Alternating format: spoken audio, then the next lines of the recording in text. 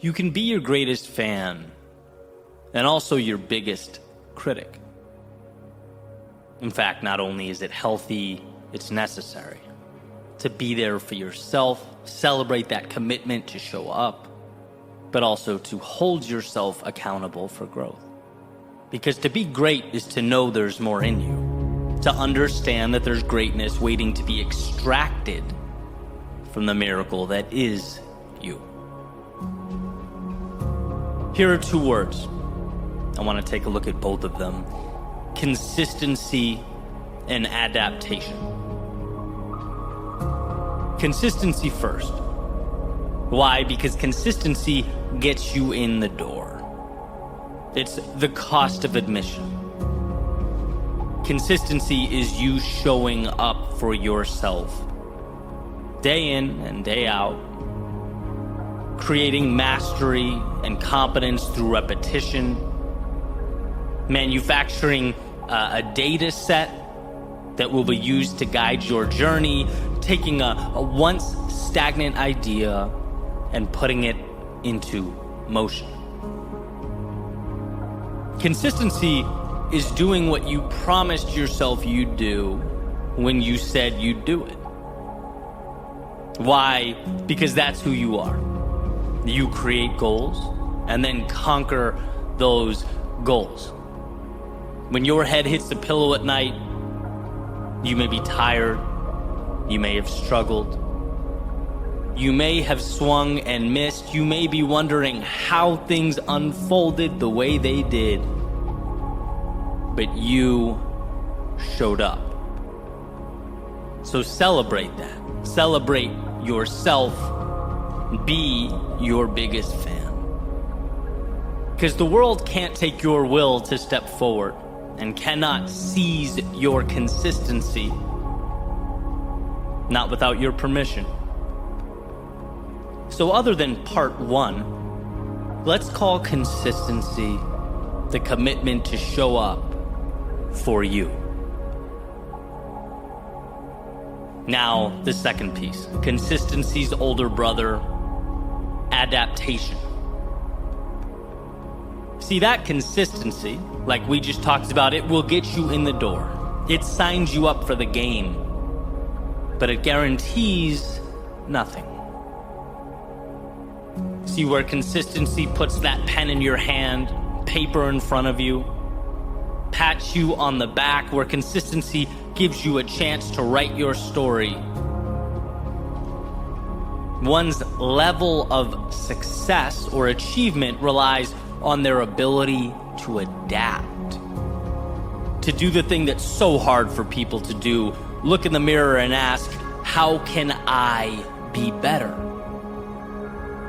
I've been consistent for 30 days, sure. Here's what's right, here's what's wrong. Now it's time to adjust, to be critical, to understand that expecting more of the self does not in any way diminish the task at hand. It gives you room to expand into that next version of yourself in a way that simply showing up doesn't. Without a willingness to adapt, you get Einstein's definition of insanity, right? Doing the same thing repeatedly and expecting different results.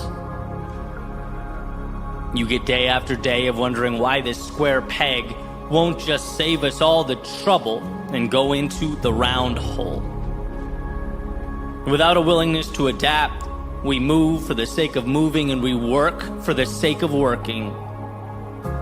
But if we could find it within ourselves to look at the data that's been acquired day after day and use it to help guide ourselves to that North Star, we'll find strength. To seek out the delta between where we are and where we want to be, that is power. But it calls for more than just showing up. It calls for looking around. It calls for observing and then adapting. So yeah, your greatest fan and your greatest critic. Be there for you, but don't let yourself get away with good enough. Showing up is critical. It's powerful, but it's just the beginning. If your eyes stay open, if you're willing to both love yourself and improve yourself simultaneously, all the world becomes available to you. There are no mountains you can't climb or oceans you can't cross. And sure, the world will do what the world does. It will place challenges before you. But rather than those challenges being the reason you can't, rather than accepting those challenges as a permanent reality, they become nothing more than the next puzzle to be solved, the next little adaptation that's required of you. You show up, you self-assess, you adjust, and carry right on towards that horizon again and again. So when you find yourself frustrated or up against that wall, remember, you are building your ideal reality. Be proud of yourself for showing up, for being consistent. Because as dire as it might seem, you overcame a lot to get here. But also know that the challenge at hand is not an indictment of you or your goals. It's your chance to review the game plan and adjust. Your opportunity to do what so many fail to do, not shrink from the world, but adapt yourself to it. Grow because of it. Today is your opportunity to take what the world gives you and build something new.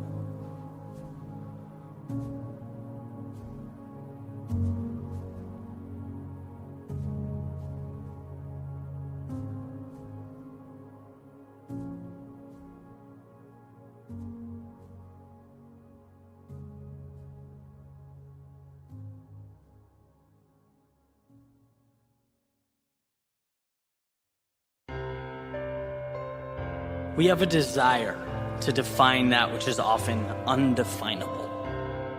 When it comes to life and its highly coveted outcomes, assessing the things that we want, we use probability to solidify things that are entirely fluid. For example, you often hear about the odds of becoming a professional football player, the odds of becoming a CEO, going to Harvard, making 6 or 7 figures, numbers that often paint a picture of why you can't. Right? When you hear only 1 in however many millions of people accomplish something, the intent is to show you that you're more likely to fall into the millions bucket than the 1 bucket. To show just how rare or difficult or out of the ordinary achieving that thing would be. Almost like they're being compared to a lottery, a random number generator, luck, a pursuit in which you have zero control. Think of a huge glass jar, right? 1 red marble, 3 million green marbles, and it's like you close your eyes and you better pull out that red one, otherwise you won't become the Oscar-winning actor that you dream of being.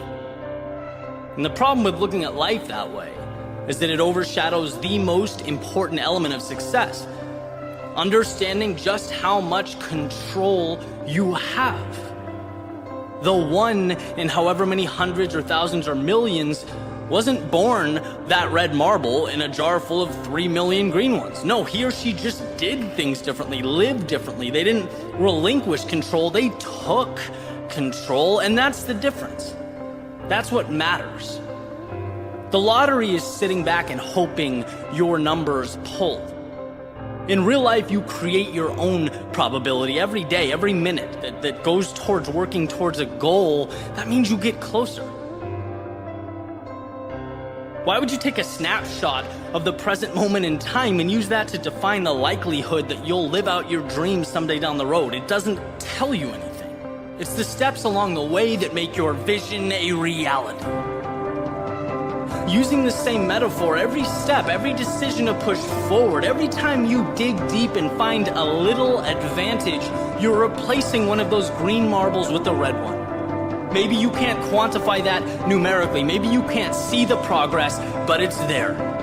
In fact, numbers should never scare you because they're an indicator that the vast majority of people aren't prepared to go all the way, aren't willing to do what it takes, and that you, by simply not stopping, by thinking that you can, by giving more than the person next to you, have a tremendous advantage over the rest of the world. When you hear only a small number of people make it or graduate or get accepted or win, your thought process shouldn't be, oh no, it should be perfect. This is my opportunity. Of course, the number of elite people in any arena is going to be small. Think of what it takes to get there. Think of the sacrifice needed to make it happen, the cost that must be paid. The only odds that warrant attention are the odds that you will continue forward, and you should know that they are 100%.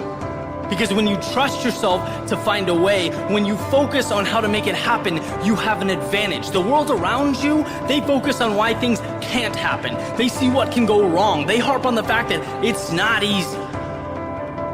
Remaining fixated on why you can, on finding a way, means you most likely will. The terms difficult or demanding or even unlikely, they have nothing to do with you crossing that finish line if you are 100% convinced you are going to do just that. Words like difficult, they just imply that there's going to be plenty of opportunities to quit and turn around along the way, a temptation that must and will be ignored. They mean that you will be tested, that you will have to ask yourself potentially numerous times if this means something to you, if it's truly worth it. And if the answer is yes, then the numbers, the probability, the odds, they are not an adversary, they are an ally.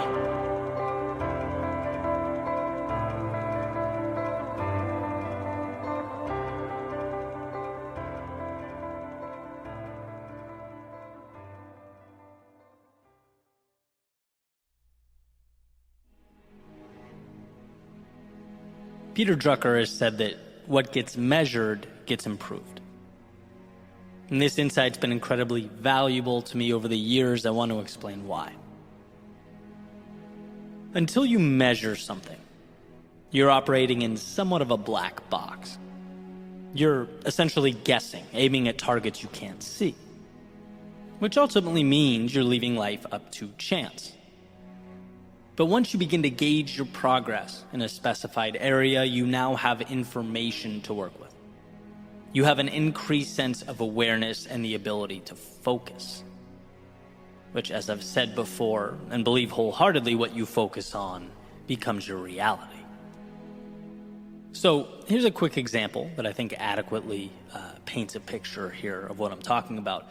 Way back when I first started my business, I was chatting with a friend about wanting to grow my YouTube subscribers, add value to as many people as I possibly could with my work.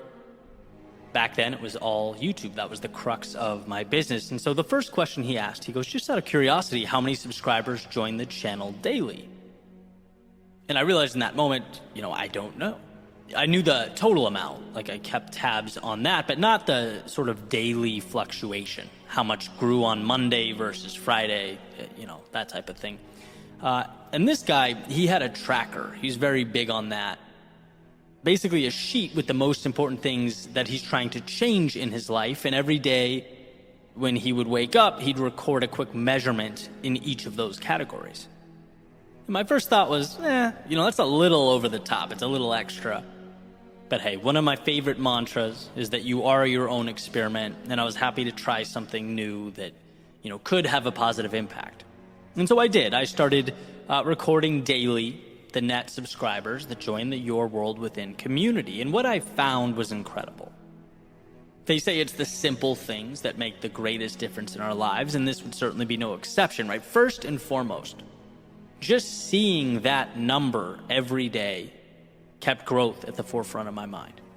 It kept me aware and excited and thinking through that lens as if I were on a journey or mission to outperform the me of yesterday.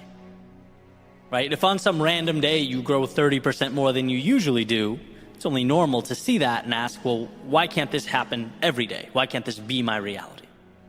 And next, and probably more obvious, it armed me with the tools to tactically improve my performance.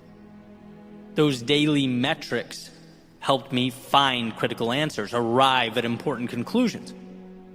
What days of the week and weeks of the year have the greatest impact? What trends lead to increased viewership?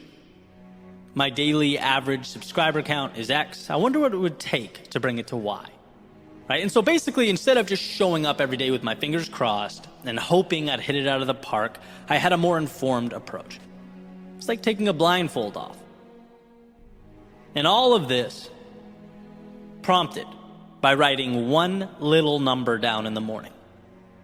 The more I did this, the more it became obvious that it should be implemented in other aspects of my life. If this is important to me, if I say with conviction, this is an area I want to improve, how could I afford to not know the extent of its growth? And now I do track the handful of things I'm most invested in growing because those will be most impacted by my giving them attention. There's a saying that what you water grows. Well, your focus and your attention is what will water the seed, what will give it life. If you're looking to lose weight, but you never look at the scale, you're hurting yourself. Right? And you might say, well, I don't want to be all about the numbers. Right? It's a lifestyle change. And I certainly agree. The point is not to track every single step you make. It's to realize how often we operate blindly. It's to show you that with 100% certainty, your increased awareness and attention dedicated to any pursuit will make you more effective in bringing about your desired result. Knowing your daily progress keeps you in the game. It keeps you excited and also arms you with the tools to make the necessary changes. See, we are brilliant creatures capable of incredible things. But it's critical that we position ourselves so that we can win the game. It's critical that we not only look, but see. To be simplified, to condense life down to only what's important, and to monitor those things that are important to you will give you a tremendous advantage. And again, this is basic stuff, but we skip the basic stuff because we think the big changes come from complexity. They don't. They come from choosing a target and working to get closer and closer to its bullseye. Like Greg McCune says in Essentialism, growth often has nothing to do with the acquisition of more. Sometimes it's about eliminating the things we don't need and focusing on that which we do. Now I'm suggesting we take it one step further and measure our growth as we take those meaningful things into the great unknown. Life can be challenging, that's no secret. So why not arm ourselves with every advantage available to us? Why not keep yourself excited and invested and knowledgeable? Often we look around at what we don't have and think, man, I could never have what they have. I could never do what he or she does.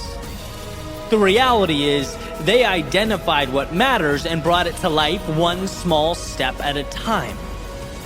And guess what? You can do the same. It's not a miracle you need, it's awareness.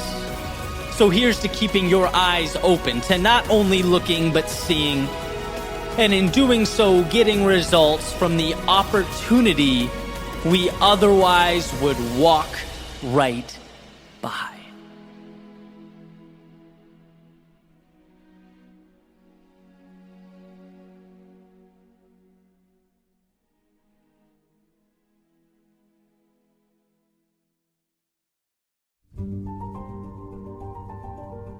Sometimes it's not about the odds.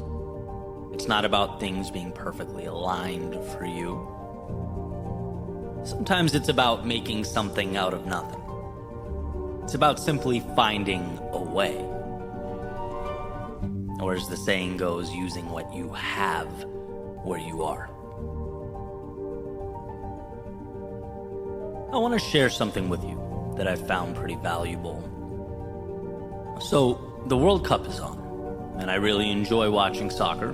or football, depending on where you're from and what you call it, and caught a handful of games over the Thanksgiving holiday. And one of those games was Argentina against Saudi Arabia. And for those who maybe don't watch or follow international soccer, Argentina is a powerhouse, right? Ranked third in the world coming into the tournament. Their team has some of the best players in the world. They're just incredible to watch. The Saudis, on the other hand, not so much, right? They're certainly not known for their soccer. So it's kind of a David and Goliath-esque story. So what's the significance here? Well, let me share some stats. Argentina possessed the ball 69% of the time. Saudi Arabia, only 31%, as expected.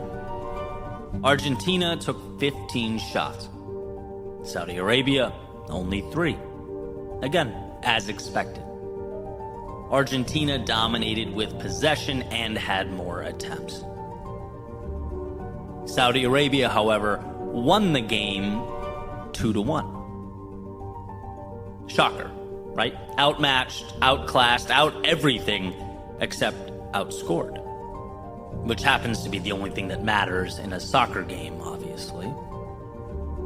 They had far fewer opportunities, but what they did do is capitalize on them, made the most of them.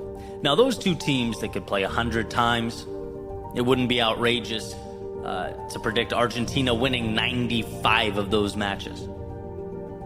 But this is my point. That 5% can be carved out, can be willed into existence. What it comes down to is what you do with what you have, what you make of those few and far between opportunities that arise. Because here's the deal, there will be times when we feel simply outmatched by life, as though the universe is out shooting us, in control, bending and shaping us to its will. And maybe at that particular point in time, that's exactly what's happening. To use the previous metaphor, maybe at that moment, we are not the Argentina. We are relegated to a lesser equipped adversary. My message to you is that there is enough there to hold off the Goliath pressing and pushing. My message to you is that there is enough to be outshot, but not outscored.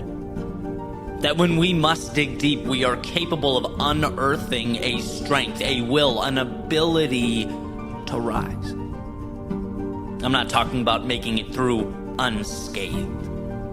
No, I'm talking about making it through, period. When it seems as though we couldn't, when we had to crawl through hell to reinvent ourselves or rewrite the story. There's power in knowing that despite the seeming struggle and despair, that a way exists.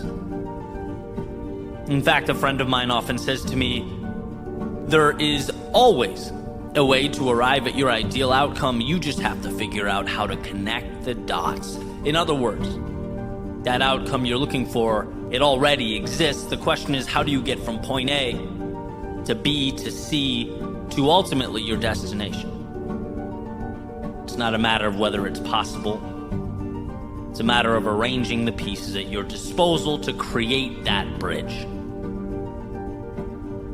And the reason I love this World Cup metaphor is because that all or nothing mindset in the past has been an adversary for me. And those who've been listening to me for a while have heard me talk about it. It's like, things aren't perfect, fine, I'll wait until they are.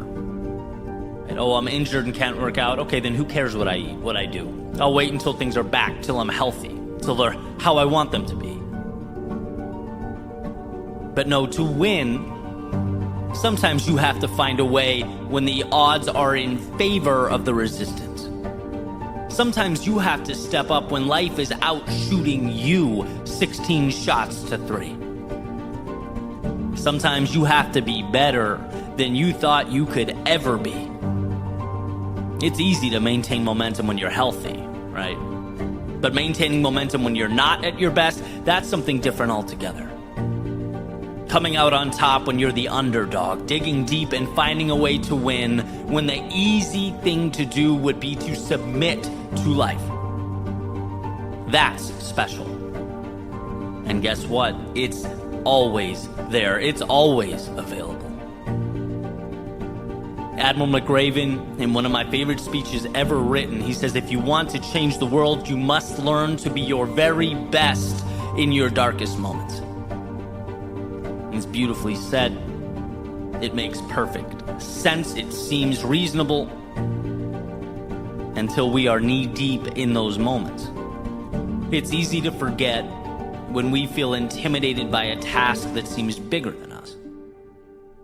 It's easy to forget looking up at an obstacle or situation that seems to be statistically favored by life. It's easy to forget when walking away feels like the more pragmatic option. But that's why, regardless of the hill to climb, you must remember. When you are outmatched or seemingly outclassed amidst the battles of life, there is a way to come out on top, emerge victorious. Your job is to find it. And the opportunities may be few and far between, but what will you do with them when they present themselves? How will you make the most of the resources that you do have? Because sure, life is largely determined by the small stuff, the predictable things, what we do day in and day out. But the pivotal moments, the times that shape our existence, they come down to finding a way when there appears to be nothing to cling to. You are down but never out, lost but never gone, as long as there is a heart beating in your chest. As long as there is blood pumping through your veins, there is a way. I challenge you to find it.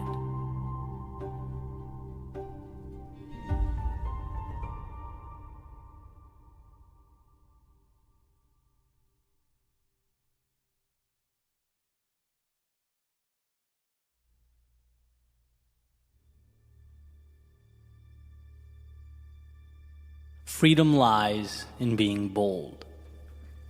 Robert Frost. Something caught my eye on Twitter not too long ago. It was a headline referencing the boldness of wolves in the wild.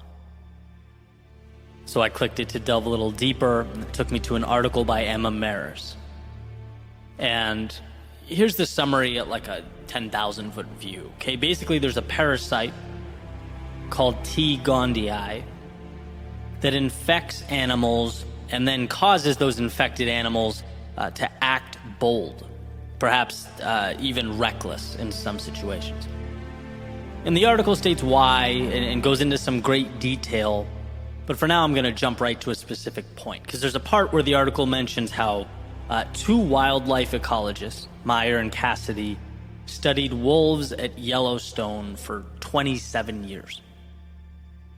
And upon studying them, they find something very interesting. After taking blood samples from 229 wolves, they found that wolves infected with that T. gondii parasite, that again makes them act bolder, were 11 times more likely than uninfected wolves to leave their birth family and start a new pack.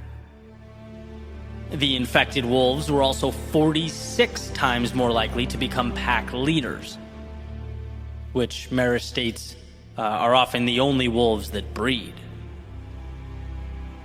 And so this appears to portray a direct link from boldness to increased social status and possibly even reproduction rates.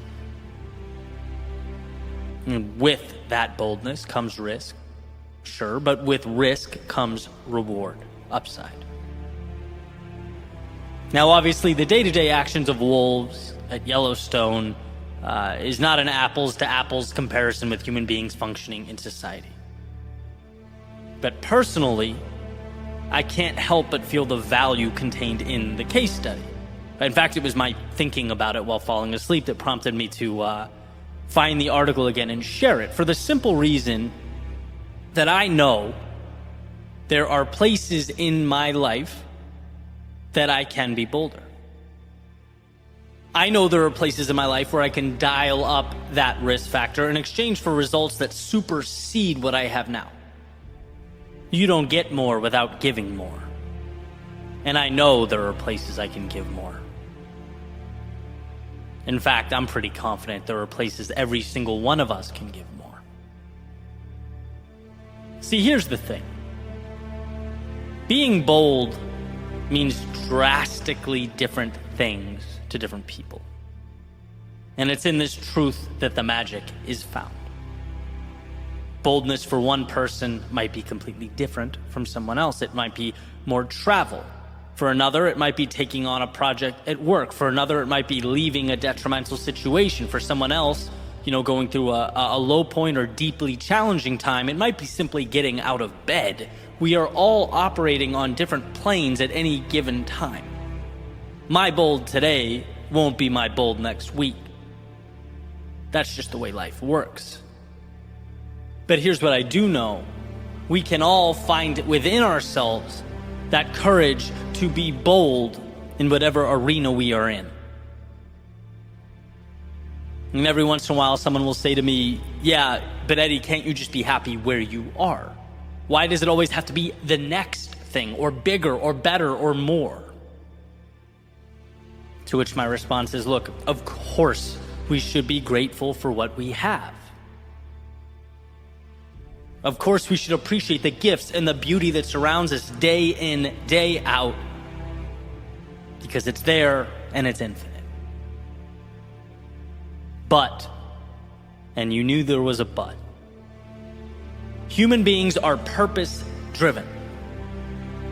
Our happiness is often derived from our progress. Our journey is the destination. And we often find when we look around that we have given pieces of ourselves away, sometimes without thinking about it. Perhaps we become stagnant with areas of ourselves that can be elevated, that are destined to evolve. I love looking back at those courageous moments in my life, right? They mean everything to me. I like to say it's the small things repeated day in and day out that make us who we are. The vast majority of the time, I believe that to be true, but those pivotal moments, those opportunities that our consistency creates for us, well, boldness in those instances changes everything. Walking onto a stage when you've never spoken before, when your body is physically rebelling and you don't want to walk on stage, is everything. Calling U-Haul, packing up and leaving a situation that's no longer in your best interest, is painful, it's instantaneous, but is ultimately everything. Making an investment that you believe in, deciding to hire someone with incredible vision and talent, being vulnerable enough to share your thoughts with the world. These things are risky, they are bold, but in your world, they are everything. And so the obvious connection here is our desire to lead in a world seemingly void of adequate leadership. It's setting an example. It's not settling for the ground floor when the sky is the limit. Yes, on all counts. But it's also leading yourself. At times we forget just how important that is, that you need to lead yourself to something meaningful. Significant change does not come along without your initiating it. No doors open if you don't knock. The world will only give you what you ask of it.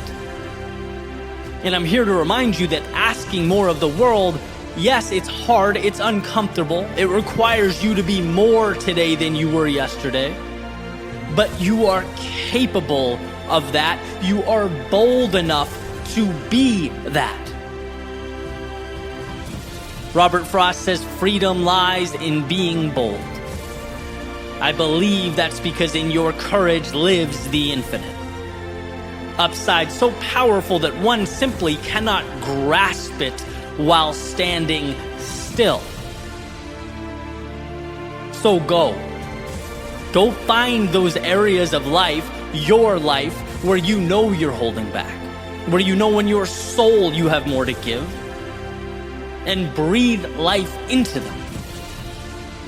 Knowing that sure, in being bold, missing the mark is a possibility, but in never leaving, it's a certainty. If you never go, you will never arrive.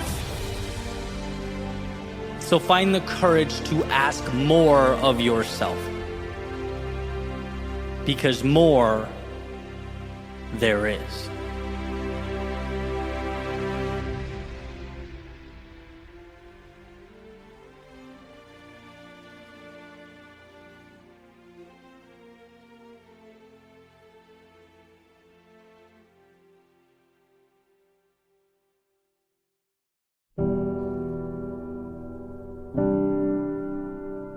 Sometimes the moment has a way of appearing bigger than it really is.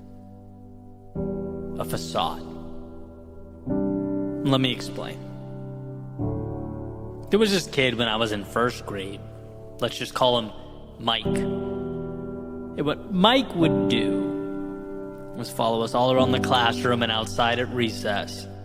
Would constantly look for reasons to quote-unquote tell the teacher on you. Right, dude was an absolute menace. I'm 35, and I still remember Mike. My buddies and I would be, playing basketball outside. Maybe just learn some awesome 4-letter words. Would love to give him a test run, but no, not if Mike was around. Mike would go right to the teacher. And see, we feared Mike because we feared being in trouble. Now, as time passes, you look back and realize how absolutely ridiculous that is.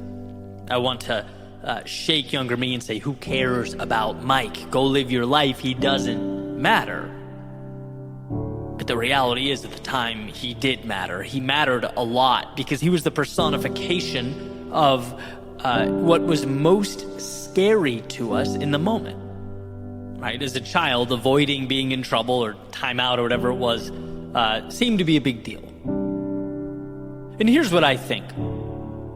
I think every chapter of life has a Mike. Not in the literal sense, but in the sense that there's something we fear, something that consumes our time and attention.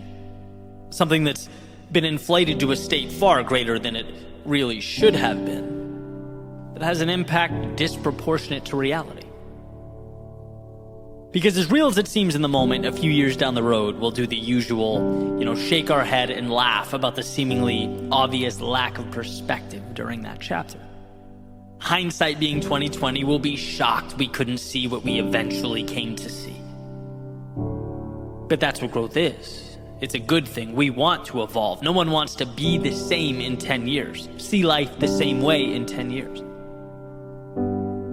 But it's also an opportunity to obtain some perspective. To understand that our current fears aren't all we've built them up to be. We just can't see it yet. Unfortunately, the dust has to settle before the picture makes sense. Just like right now, we can't judge the world around us the same way historians will be able to with clarity. That's why I often reference Bronnie Ware's top 5 regrets of the dying, because it's a list of things people in their final stages of life look back on and say, yeah, that was dumb. It's people who have already walked the path pointing out the metaphorical mics they've encountered along the way, because here's the deal.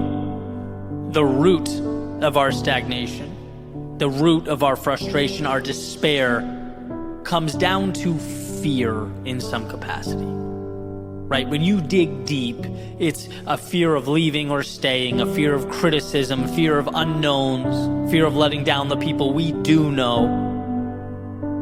Our demons are manufactured. They're comprised of fear. Fear that, sure, we'll eventually laugh and shrug off. But the power in being able to fast forward that sequence. To to understand that life is too short to be held down by chains of our own making, right? How about laughing in the face of what intimidates you now? Not 5 years from now, but now. How about looking around and asking yourself what obstacles in your life are Mike-esque? How about breaking our constraints down into what they've always been, manageable tasks? Simply waiting for us to change the narrative. If you aren't pursuing that which is meaningful, it's most likely because somewhere deep down, fear is holding you back. And that fear is holding you back because, let's face it, you've let it in. See, the moment is beautiful. It's powerful. It has everything you need, but it's not bigger than you. It never will be bigger than you. So let's not wait for some arbitrary time in the future to arrive at that conclusion.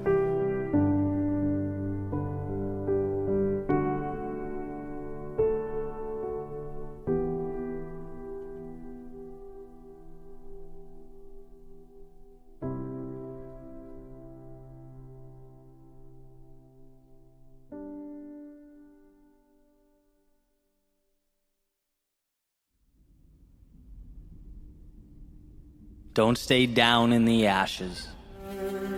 Use the pieces to build new things. Don't dwell on what hurts. Use the lessons to chart a course to happier days. Don't fixate on what's missing. There's an endless supply of what's not there. Instead, rejoice over and capitalize on what remains. Don't take misfortune personally. Remember that life is neutral. It's you who has to decide whether to shrink in its shadow or grow because of it. Don't compare yourself to people around you. We only see highlight reels. We only see the best of our neighbors, but they have their demons, their problems, their struggles too. Instead, compare yourself to who you were yesterday. That's the only worthwhile benchmark. Don't exhaust time wishing you had someone else's gifts or natural abilities. Sure, they have theirs, but you have yours too. Explore and go all in on your unique superpowers, because that's exactly what they are, should you choose to bring them to life. Don't let the gravity of the moment keep you down. You might feel lost or defeated, but it's not always about feeling good. Sometimes it's whether or not we can move forward when we don't. So step into that unknown, knowing sure you might not be at your best, but that lives are often defined during our imperfect moments. Don't waste energy on hope. The future's a construct, an idea that you have no control over, and that will make you its slave if you allow it to. See the value of right now. Right now, you have the power to change, adapt, evolve, to make things happen. Right now is all you'll ever have to control. Build, tear down, retreat, advance, follow, or lead. Everything is a choice. Life provides the components to go up or down, left or right. It's a perpetual fork in the road. Endless opportunities. But you are the architect. You decide what they become.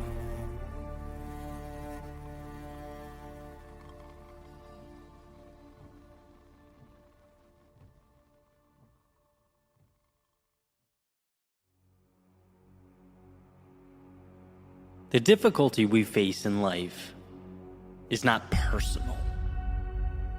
If you remember this, you disarm every adversary, obstacle, every complication you'll ever face. So, quick story. Recently, I was renewing a lease for my apartment. Something that usually is pretty simple, right? Only this time, things were not simple. Confusion, chaos, misunderstanding after misunderstanding. I received emails and letters saying, you need to provide these documents in order to renew. You need to have XYZ information submitted to us ASAP. And I'm sitting here thinking, guys, you have all this info, right? I've lived here a year, same guy, let's put two and two together. And after a while, I started to get truly annoyed, eventually to the point of taking it personally. So I stopped what I was doing and go down to the front office thinking I'm going to go scorched earth here. I really wanted to emphasize how absurd and ridiculous all this was. I opened the door and just kind of stop in my tracks. First thing I see is a crowded room filled with tenants asking for things, making requests, looking for info. And the people that work there were so patient and kind, running around doing their absolute best to make everyone happy and get everything done. And almost immediately I realized, Eddie, you made this about you. This is not in any way about you. Basically, I created this fallacy that because things weren't working the way I wanted them to, then there must have been some universal resistance, right? There's an idea I heard a while back that very rarely steers me wrong. It's that two things can simultaneously be true at once. So in this case, is there opportunity for these guys to tighten up a bit, bring more clarity to their operations and best practices? Yeah, certainly true. But on the other hand, was building this up as a them versus me match in my head dumb and counterproductive? Yes, also true. The world will always provide adversity, right? That's not news to anyone. It's just what the world does. That adversity will take 1,000 different shapes and appear in infinite number of ways. But here's the deal. Life is neutral. Things just happen. They aren't good or bad. They just exist in the ether. We, as storytellers, decide to put a charge into things. We decide whether it's happening to us or for us. We choose. And that's the takeaway here. There's power in remembering not to take things personally in any aspect of life. Because when we do, we actually lose our grip on reality. We become emotional and not rational. And this is visible everywhere. Right? Take rejection, for example, something we all deal with. It's not personal. The person on the other end is thinking about themselves. They're locked in on their own incentives. They're not thinking about you. And however you feel about this, it's just the truth. So assess the situation. Sure, maybe find some areas where you can improve and carry on. Being mistreated. Again, not about you. As the saying goes, hurt people hurt people.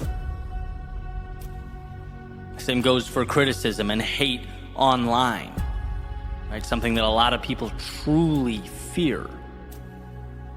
It will almost always be true that people who are more accomplished than you or further along in their career trajectory won't waste time bringing you down in the comment section. No, it's people saying things hoping that their comments will get approval and attention so they can feel validated. Their actions are being carried out for, ready for this, themselves. And to misdiagnose or take it as a shot to the heart, well, that's creating a battle scenario that doesn't need to exist. It's not them versus you, it's them versus them. You're just in the crossfire. Now, does this perspective or point to not take things personally mean that we abdicate personal responsibility? Does it mean we say, well, it's not me, it's the world, so not my problem?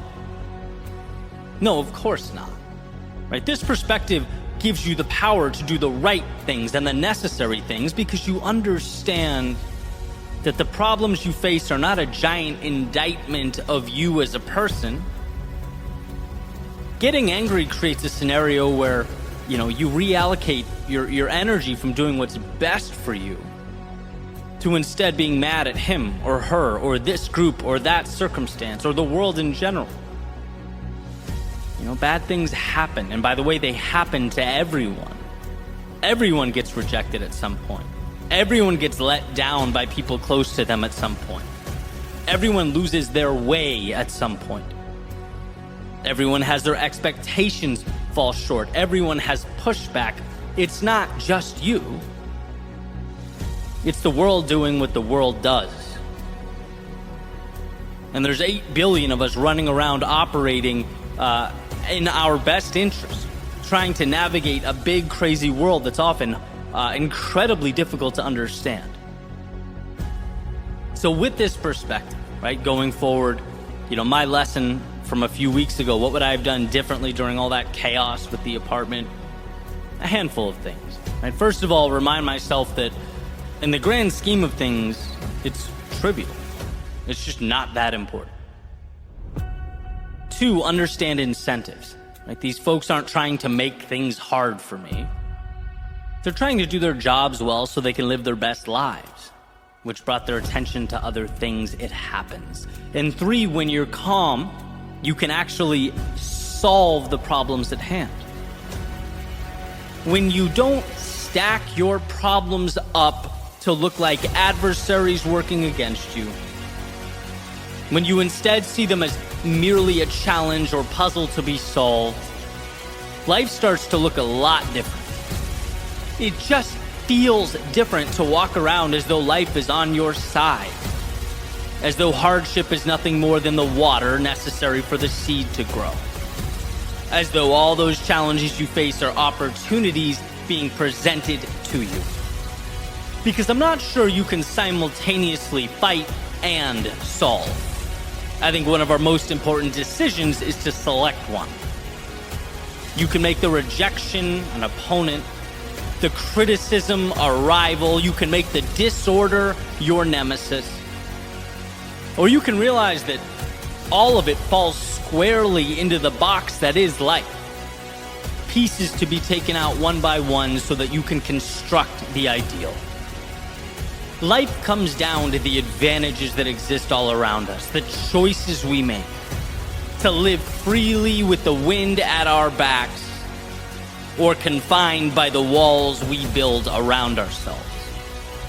And sure, your current obstacles might be because of decisions you've made, maybe even decisions you wish you could take back.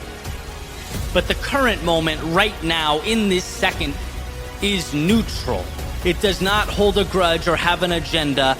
Now, right now, is simply right now, in the same way that 2 + 2 is 4. 4 is not good or bad. It doesn't want you to win or lose. It's just 4.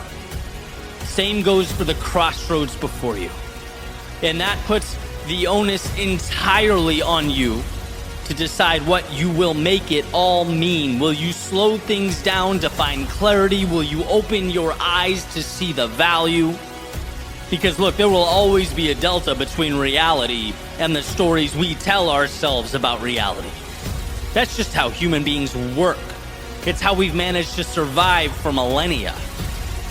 So understand that and gift yourself the narratives that bring you closer to the place you want to be.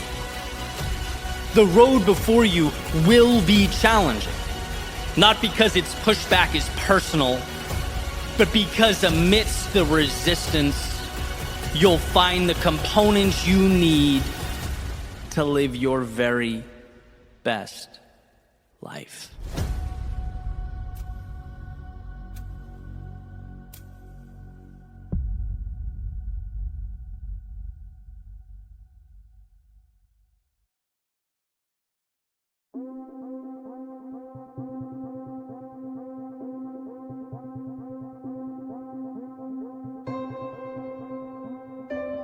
The thing about time is that it comes and goes.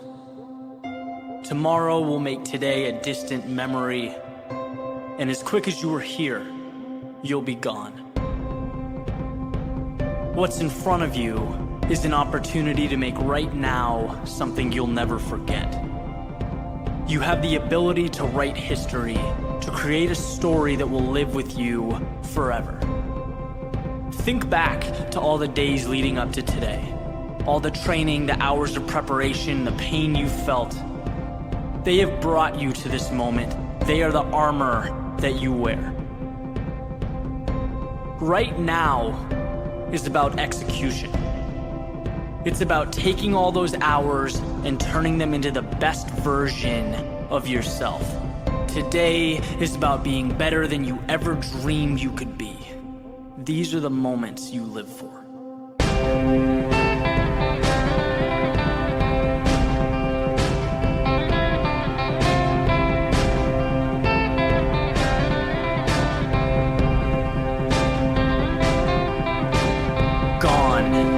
Are the insecurities, the doubt, the disbelief. This day is yours. Look your opponents in the eye. They cannot give what you can. You have built this opportunity piece by piece. You have created an unstoppable force, and it's finally time to reveal that to the world. Let people doubt you. They'll see with time. Let the obstacles stand. You will run right through them. Let everything in this universe tell you no. You have already told yourself yes.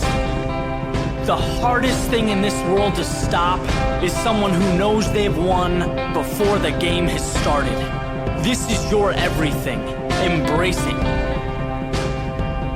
Make it so that you never forget today.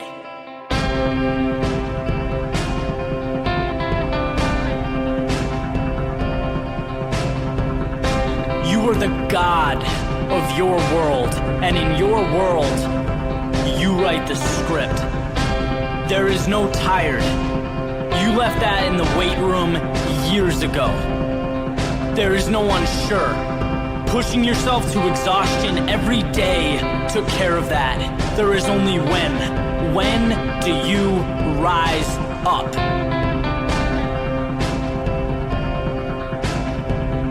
There comes a point when you've just given too much. Your sacrifice is too great to accept anything but the very best.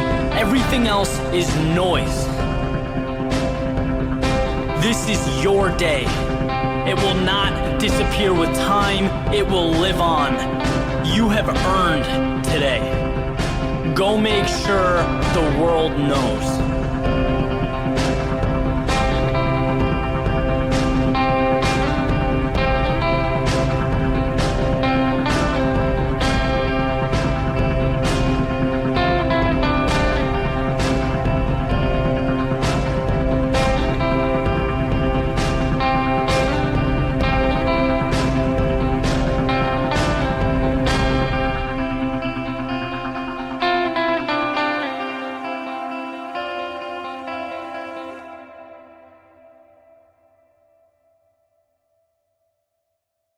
There's a point for everybody where, life tells you directly or indirectly that it's time to level up, right? And I think that's a good thing. Life is a staircase where, the climb to that next step is uncomfortable, but then you get there and things sort of normalize. And in your soul, it's time to take that next step, right? Step up again, and that step is going to be just as uncomfortable as the one before. It's going to be different. It's going to be bigger. You'll have evolved, but change is always uncomfortable, and that's just the way it works. And I want to share with you something that a friend of mine, Evan, told me, and it helped me see that process differently. He was talking to me specifically in terms of being in front of a camera, which will make sense when you hear the metaphor, but I think it's applicable to, everything. Any situation. I was talking about that need, that feeling, that want to take the next step. And very basic question, what do you want to do? And I wasn't exactly sure how I saw things evolving, right? And so the metaphor was, well, you've been Mickey Mouse for so long that you've been sort of neglecting the Walt Disney side of things. And maybe that's intentional. Maybe that's how it should be. Maybe someone else should be Walt Disney. Maybe you should be Walt Disney and Mickey less. Like however you want to, you can bend that and reshape it a million ways. But the idea was, when you are so focused on being in front of a camera, telling your story, writing, creating, sometimes you lose sight of where the ship is going. And I just thought that was such a powerful metaphor. If it makes you think, and I've spent weeks thinking about it, it's the right message. It's what you need to hear. And I've been talking to people who are, doing things that have nothing to do with speaking or content creation, anything like that. And when they talk about their situation, it's funny, I find myself relaying the same message because it's like, you are so in the weeds of your day-to-day, doing things that, are important, but they're smaller details. They're more technical things. They're more day-to-day operational things that you don't know where that metaphorical ship is sailing. And it's because you haven't been able to step back and really think about it. Really assess where you're going and why and why it matters to you. And so one of the answers that I've found, it's a two-part answer. It's finding a way, and this is not rocket science, but it's sort of step one, to take the smaller things and get them off of your plate. But the other thing is to make intentional time to just think, to really reflect on life and where you're going and understand, like really try to deeply understand where you are now, where you want to be, and how you can bridge that. That's a powerful thing to be able to comprehend, and it's very easy. When I talk about this, the thing that drives me crazy is it feels so obvious and feels so intuitive. I could have spent another 2 years neglecting that, right? You just get so caught up doing what you do in the day-to-day, right? Falling behind, catching up, managing the pieces, moving the widgets around, trying to stay afloat, that you don't have time to ask the big picture question. And so that's what this is all about. It's, are you so busy being Mickey Mouse in your life that the Walt Disney side of things is being neglected, needs some love, needs some vision and some understanding? And if that's the case, beautiful, because now you're thinking about it, now the wheels are in motion, and you can point that ship where you need it to go.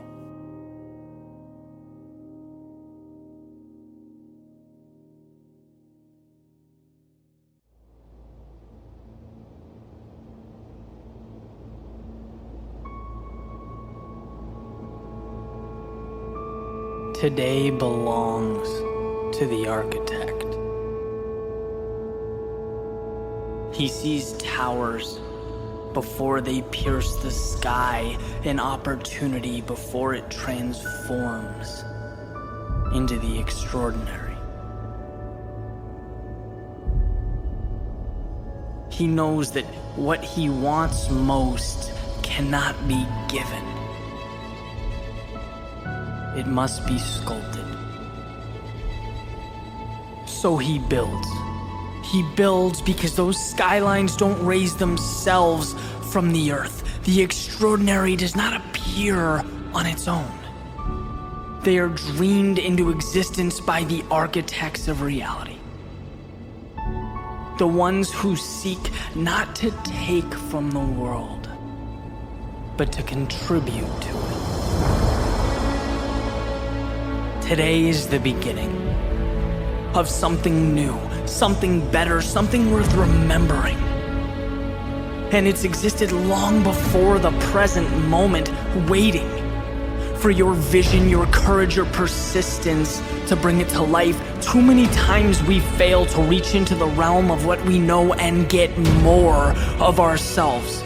It's okay to struggle, to be wrong, to have to rebuild 1,000 times, but the great tragedy is closing our eyes and walking by life's opportunity. Everything you need to rebuild the life you dream of is around you, your every move. If only you'd reach for it, see it before your eyes do, become the architect of change. Nothing is impossible when you are the one setting the rules, when your hand draws the guidelines. You are not at the mercy of the world, you are creating it. This is yours. And there will never be a moment like it again, so don't run from it or hope life gives you what you want. Take the pieces in front of you and construct your masterpiece.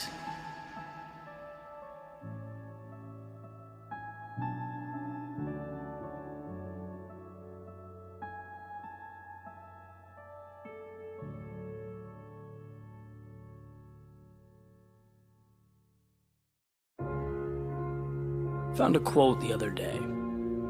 It said, "Time heals nothing unless you move along with it." And I thought, well, that makes perfect sense. Right? You can't pursue a new reality, a new world, unless you can detach and depart from the current one. But that's in theory. And my question was, is it the destination or the path that holds us back? Because in my experience, the greatest struggle in life, it isn't what to do, it's knowing how to do it. How do we get there? We know we need to get back up, but how? How do we initiate a spark and create momentum and take that world of black and white and add color? Because those times of gray, when life seems to lose its purpose, we find ourselves simply existing and not living, that's when we need answers. And I guess this quote, it jumped out at me because it prompted an equally important question, right? Which is, now what? And I started thinking a few years back, 2017. Probably the most difficult year of my life. It was void of, any of that beautiful nuance, the uplifting moments that we like to remember when we look back. For me, it was, essentially an ended relationship. It was relocating away from family and friends. Was having a few dollars in my bank account, everything I own in a trailer, and starting over. And what I'll never forget about that experience, in totality, was that I saw it colorless, bland, dark. Essentially, the road ahead had lost that glimmer that it once had. See, I used to get so much joy in telling stories, but life had kicked me around so hard that I, at least for the moment, forgot the point. Like, what was my reason? And I knew, like I said, what I had to do, but I couldn't wrap my arms around the how. How do you get the train moving again? And then I got this email, right? And I'm gonna paint a picture for you. New apartment, trash, there's stuff everywhere, suitcases open. I hadn't shaved in 2 weeks, I'm exhausted, couldn't sleep, sitting there frustrated with my laptop. And the email is basically someone looking to create a documentary, asking if they could stay with me for 3 days and create a film about always maintaining discipline and living a productive life. And I just erupted into laughter, right? I don't think Seinfeld could have written something more ironic. It made no sense. But it caused me to reflect, right? I obviously declined the video. It just wouldn't have felt right or accurate in that moment. But I started to think, how is there such a gap between the old me and who I was sitting on that bed? Is this the new me? And if it's not, why have I allowed this imposter to stay so long? I've always said a life change is one decision away, a light switch away. Just reach out and find it. And when you're going through times like this, it's funny, life has a way of doing its best to conceal the beauty. It's like it becomes this black and white painting, and it stays that way. It stays that way until you put color into it, one brushstroke at a time. Because life is intimidating when you see everything you're not, when the blank canvas feels like emptiness and not opportunity. But life doesn't require of you the whole picture. Masterpieces, they aren't made overnight. They're not instantaneous. They are a product of trust, of faith. Not in the canvas or the brush, but in the artist. Through his eyes, he's capable of transforming his experience into art, his misfortune into meaning. Viktor Frankl uses the metaphor of a movie, each day being its own scene, where often they don't even come together until the very last act. Trust that. Believe that. But man, start painting. And the very next morning, like everyone before it, I woke up to a yellow beam of light, making its way through a crack in the blinds, painting the wall of an otherwise dimly lit room. But this time I saw it. This time I didn't close the blinds, I opened my eyes. And sometimes that alone is the little hinge that swings a big door, a door that I walked through.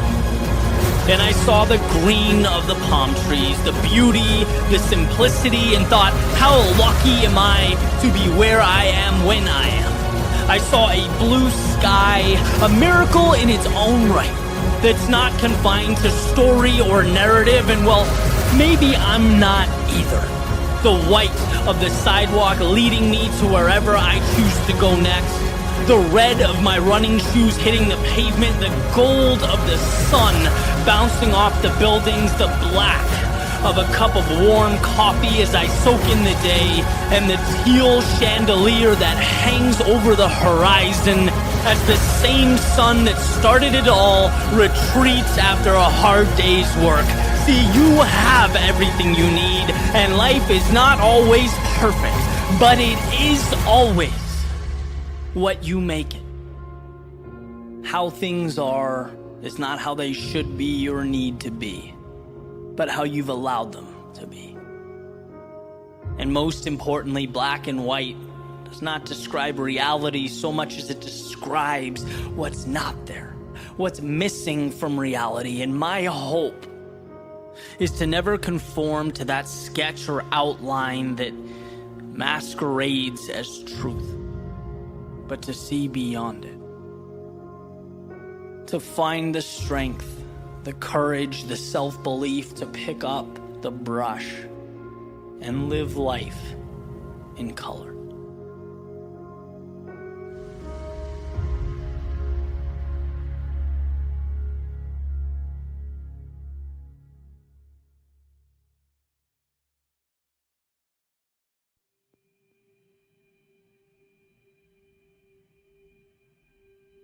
I think a substantial amount of life comes down to self-trust, to believing in yourself. Right? But here's the thing, it's not blind belief. It's not toxic positivity where you close your eyes, cross your fingers, shut the world off, and just assume things will work out because you're entitled to a great result. No, what I'm referring to is an active and deliberate trusting of yourself to learn, to make the necessary adjustments, and to keep moving forward. When we have faith in our ability to step forward and improve simultaneously, there is no defeat. When you know you won't stop until you land where you want to land, then limitations become a choice. Success in any capacity is a you thing, not an outside thing. And this popped into my head a few days ago during, of all things, a game of axe throwing. So, quick story from last weekend. A friend of mine and I, after a day of working on the podcast, went down to Fort Lauderdale to this axe throwing place, which is, it's random, but it's a great time. Simple concept. There's this giant target, and you take turns throwing little axes at the target, basically darts, right? If you think along those lines. And there were 8 of us in the group. They divide you into 2 teams of 4, and you play various games until the end, right? The end, there's this final session where it's every person for themselves. It's like a free-for-all. Each person gets 3 rounds to throw axes at the target, and whoever has the best score wins. So think of the target just in a traditional way, right? The bullseye, or the little point in the middle, is worth 5. Then the next smallest circle outside of that is 4. Then 3, then 2, and then the biggest circle along the edge is worth 1. Right? So whatever you hit with the axe, that's the point you get. Except they put these 2 little blue dots on the top third of the circle. And they say if you can hit one of these blue dots, you get 10 points. So high risk, but certainly high reward. And my friend and I, super competitive, right? He looks at me, starts telling me how he's already got this in the bag. And I'm like, all right, we'll see. And it's been arguable, but I probably had been the more consistent of both of us up to that point in the night. Nothing fancy, just straight away aiming at the middle, aiming for those bullseyes and 4s. Not even attempting to go for those, hard to reach blue dots. No need, straight up the middle. Okay, and here's why this is important. We step out to take our first shots of the finale here. My friend goes first, immediately hits one of those little blue dots. Boom, already, I'm down 10 points. So what do? I completely leave my strategy. And I start thinking, no, I'm behind. I can't let this happen. I spent my next 9 shots, and the only 9 shots I had, right, trying to hit those blue dots and missing every time, just get killed, right? He won handedly. And then I realized when the scores were read out at the end that if I just ignored everything my buddy had done and stayed true to my game, aimed for the center of the board, averaged 3.5 or 4 points a throw, I would have won, and by a substantial margin. But I let the outside world impact my strategy. I started chasing those long shot blue dots when I knew they were a distraction. Right. Now, I'm sure the last thing you expected to hear today was the recap of an axe throwing contest. But if you bear with me, there's value here, right? So let's step beyond the axe throwing. Let's take it up a level. Let's talk about when you know what's best for you, you know where you want to be and what's working, but you're pulled out of your lane because of what someone else says or does. You hear him or her over there accomplish something great. You look in the mirror and go, man, I haven't accomplished anything like that, right? Maybe I need to change what I'm doing, my approach. Maybe I'm wrong. See, and the beauty of that little game was that it reminded me that there will always be outside circumstances trying to redirect my course. But we have to trust in ourselves that we are doing what's best. We have to know our own game and our own strength. Now, don't conflate this with a stubbornness. It's not about never adjusting. No, we need to adjust. But adjust when it's best for you. Not simply because other people are taking a different approach. Right? It's hard to stay consistent with the world pushing other options consistently, right? People finding success in various ways, taking other paths, talking about their incredible strategies and how great X, Y, and Z is. But it's all noise. You have to trust you. And again, not blind faith, but an understanding of who you are and a willingness to continue to grow with every step forward. there has to be some element of understanding that, sure, things will get challenging, life will push back, but that doesn't mean you are wrong or in over your head.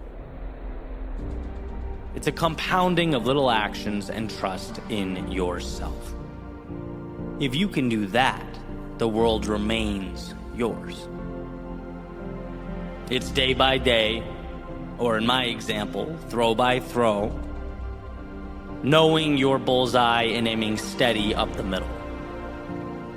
We all know how hard it is to see results before they exist. The mind tries to find every example out there depicting why you're wrong, why the finish line is too far away. Life is constantly creating off-ramps, saying, hey, if you don't want it that bad, or you're unsure of yourself, here's a way out, come with me. Right? It's constantly sowing seeds of doubt, which is why we must dig deep for that strength. Life is a game of you versus you. If those around you win, good for them. And if they lose, well, hey, wish them well on the next go-around. But none of it has any bearing on who you are and the race you're running. Are you going to show up for you? Are you going to be your biggest fan when it takes every single part of you to keep going? Don't let the loudest voices in the room dissuade you from what you know to be right. Don't let the blue dots hinder your direct line to the bullseye. Right? Block out that noise, block out the distractions, and do what is required of you. Win your race, because that's the only finish line of value. Walk your path, because that will bring you where you need to be. And when you question the pursuit, remember what you've overcome, all the steps that brought you to right now, and how, yeah, maybe they weren't flashy or over the top, but they were consistent. They've given life to the present moment. What you do is succeed. What you do is overcome.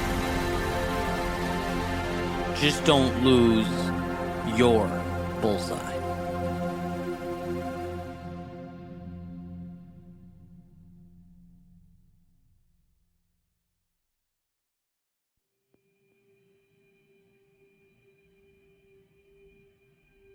Mark Twain said the two most important days of your life are the day you were born and the day you find out why. The first gets you into the show, and the second asks, what will you do with your time here? What will you make of this sunrise? Because we only get so many.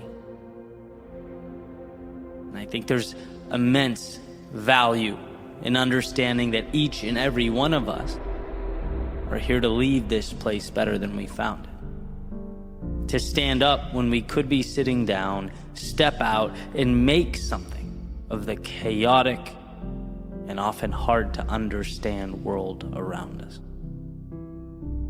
When you realize the miracle that is your existence, when you understand the almost impossible odds of you being here, thinking, feeling, breathing in the air around you, you begin to see the value of today. Because it's not an obligation, it's a currency, the most precious of commodities. Today is your time to step into that new version of yourself, to see something more so that you can begin the process of creating something more. Because the truth is, life will always be what you decide it is. If you walk up to your window, look through the blinds, and decide what you see is the finale, the final script, that's exactly what it will be. But if you see right now as a beautiful beginning, the initiation of the ride of a lifetime, a transport to the next version of you and the next and the next, then you are signing up for a world without limits. A world where you can feel what it's like to be tested and endure. to be lost but find your way, to build something meaningful out of the seemingly meaningless. That's why you're here.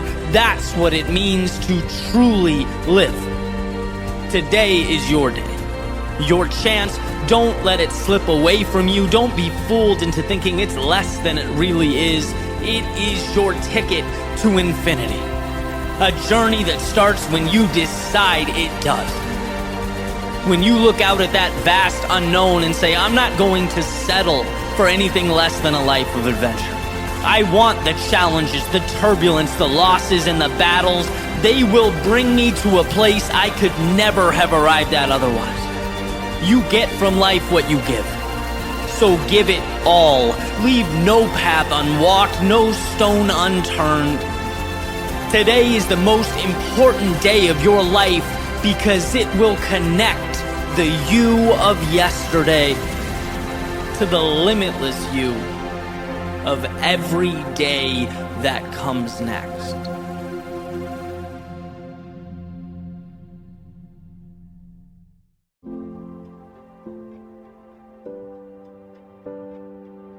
You can allow yourself to be distracted, or, as Robin Sharma suggests, you can do incredible things, but you can't do both.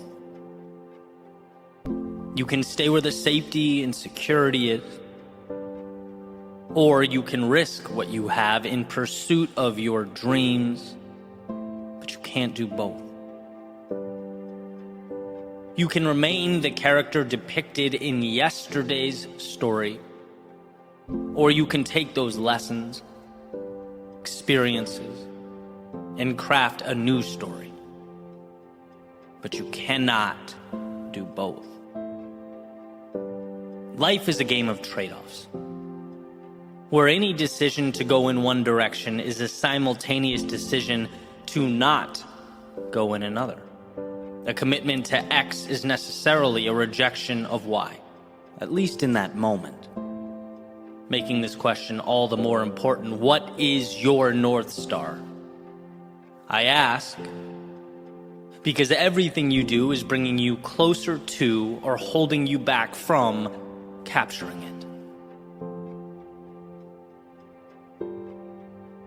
One of my lifelines over the years has been clinging to the quote or idea that simplicity is the ultimate sophistication, right? Consistently trying to arrive there.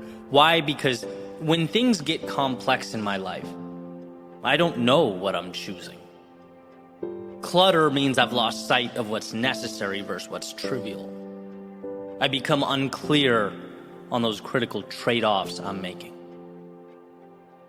And we've all experienced this, right? The simplest questions are always the hardest to arrive at. We can talk in circles about the details, but how often are we honest with ourselves about the why? I remember job interviews in college going on and on about the books I'd read, the papers I'd written, current events, but then falling flat on my face when asked, so who's Eddie Pinero? A dude doing an interview? Like, what do you want from me? My brain had never gone there. Or even less formal, I'll never forget a friend of mine a few years back asked me what my perfect day was, just casually as we're driving. I said, I don't know, Tom, I've never really thought about that. He goes, then how are you ever supposed to have a perfect day if you don't know? And how simple. Simple and simultaneously incredible. Who wants a life without perfect days, right? Like what is all this for? The world is infinite, and you can be ruled by its variability and its complexity. You can run around adhering to all its rules, hoping you're doing the right thing, whatever that is. Or you can identify, carve out, and rule over your own little piece of it, your own kingdom. You can choose you if you take the time to uncover who you are, what lights you up. And then, as Emerson advocates, hitch your wagon to that star. The best investment of our time is to truly understand and decide what we should be saying yes to. Because if we don't know what matters, then nothing does. Here's a famous dialogue from Lewis Carroll's Alice in Wonderland. Alice, would you tell me, please, which way I ought to go from here? That depends a good deal on where you want to get to, said the cat. Well, I don't much care where, said Alice. Then it doesn't matter which way you go, said the cat. Well, so long as I get somewhere, Alice added as an explanation. Oh, you're sure to do that, said the cat. If only you walk long enough. Beautiful passage. If you don't care where you go, any road will take you there. And see, it's not wrong to not know. It doesn't make you bad or mean life is a waste of time. It just means you're taking a large portion of control, which is one of your superpowers, and tossing it up into the ether. It means you are bowing to hope. And I know that no one here wants to live every day merely clinging to hope. This is not a we'll see how it goes channel or podcast, right? This is about the little changes that take life from a 6 out of 10 to a 9 or a 10 out of 10. It's about using what's around us to maximize the miracle we are living and breathing every day. Again, life is complex. So for you to take the time and simplify, to remove what's unnecessary, what an advantage. Yeah, I could do this or that. I could go here or there. But guess what? I've spent the time thinking, asking myself the tough questions, and now I can be more deliberate in choosing my path so that I arrive at a correct destination, a destination that belongs to me, that means something to me, that lights me up and excites me. That's living. And of course, this isn't a one-time light bulb moment, a permanent move. No, as we grow, we change. What we want shifts. Hey, sometimes the current path even reveals itself to be the wrong path. It's happened to me plenty. But when you're consistently in tune with what matters to you, who you are, you can make the adjustments. You can be deliberate. No more shooting targets in the dark because life is too short. Our days numbered, our arrows finite. Live life like each day means something. Because each day is transporting you to your something. Let's use the pieces around us to build our own skylines, etch our own stories into the sands of time. If a decision to do one thing is a simultaneous decision to not do something else, make sure to have that North Star in scope so that you don't, amidst that chaos of life, unknowingly turn your back on it. Ask yourself who you are and be as patient as possible working for that answer. Because as far as I can tell, that information is the key that unlocks infinite possibility. It's knowledge that opens the door to life on your terms.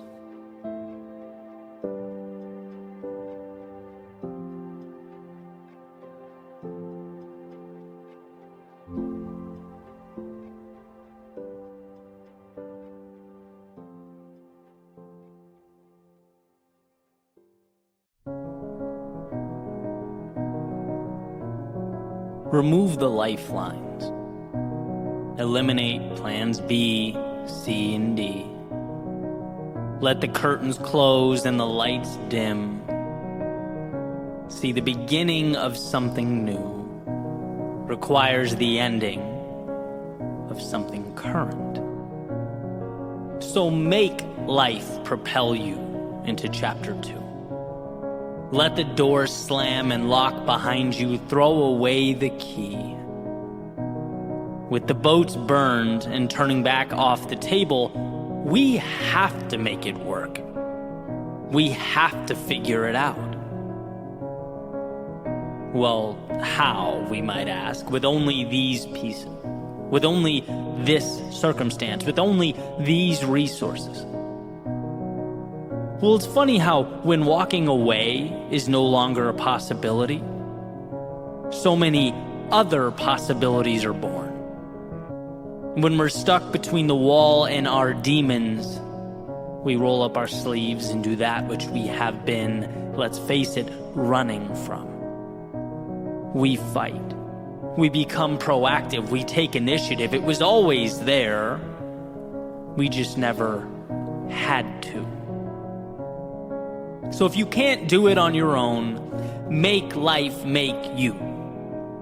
Because the bottom line is there are new horizons that await your arrival. They are always there. But they require you to make the trip, to look out over the vastness of what's before you and convince yourself that what's ahead can become your new normal. And oh, how I wish we weren't biologically preconditioned to preserve, to stay safe, to stay the same. How I wish we weren't constantly being pulled to stay right where we are. Our minds, they love it here. With the rest of the world, the change, the hope, the progress, all on the other side of that window.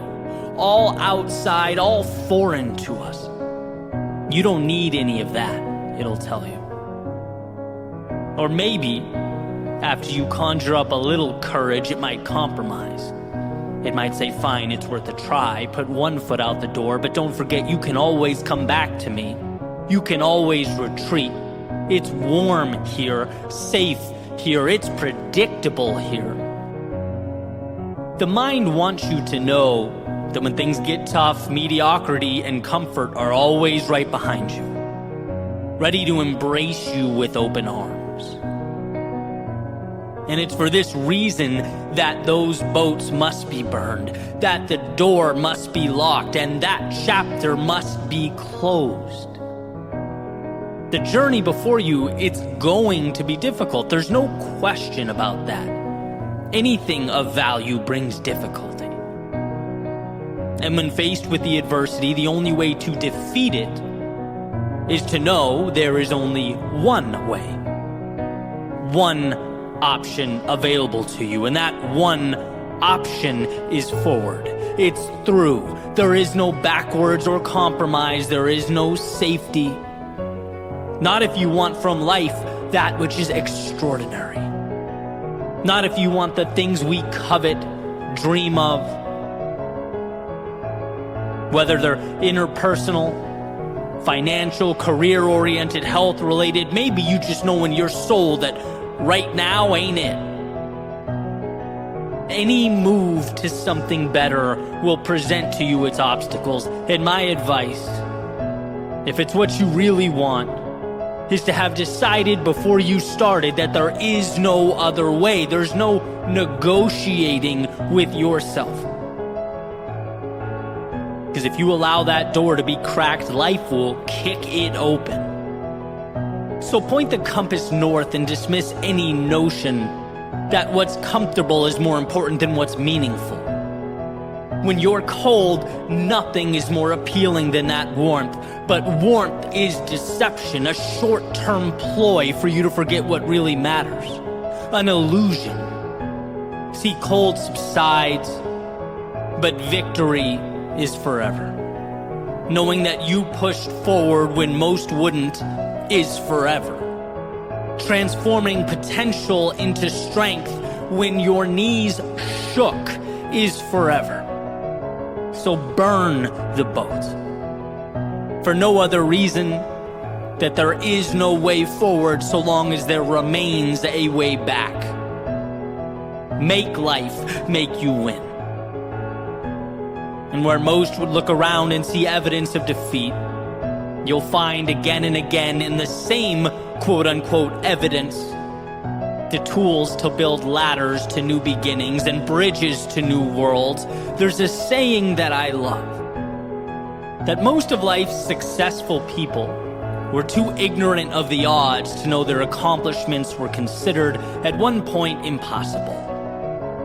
And I love it because it highlights that there was never a fallback option. a concern for the statistics. There was no worry or exhausted energy on what if.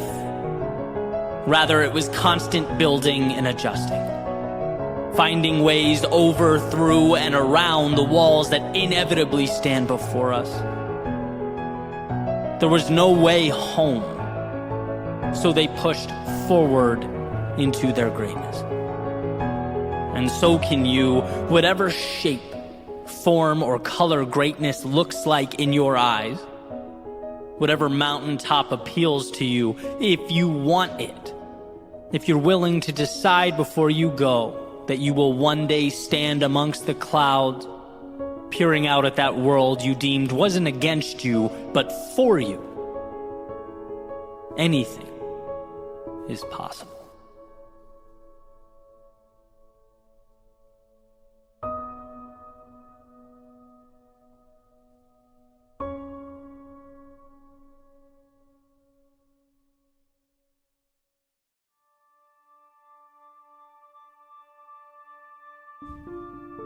Of all life's lessons, it's my relationship with what it means to suffer that's transformed my reality.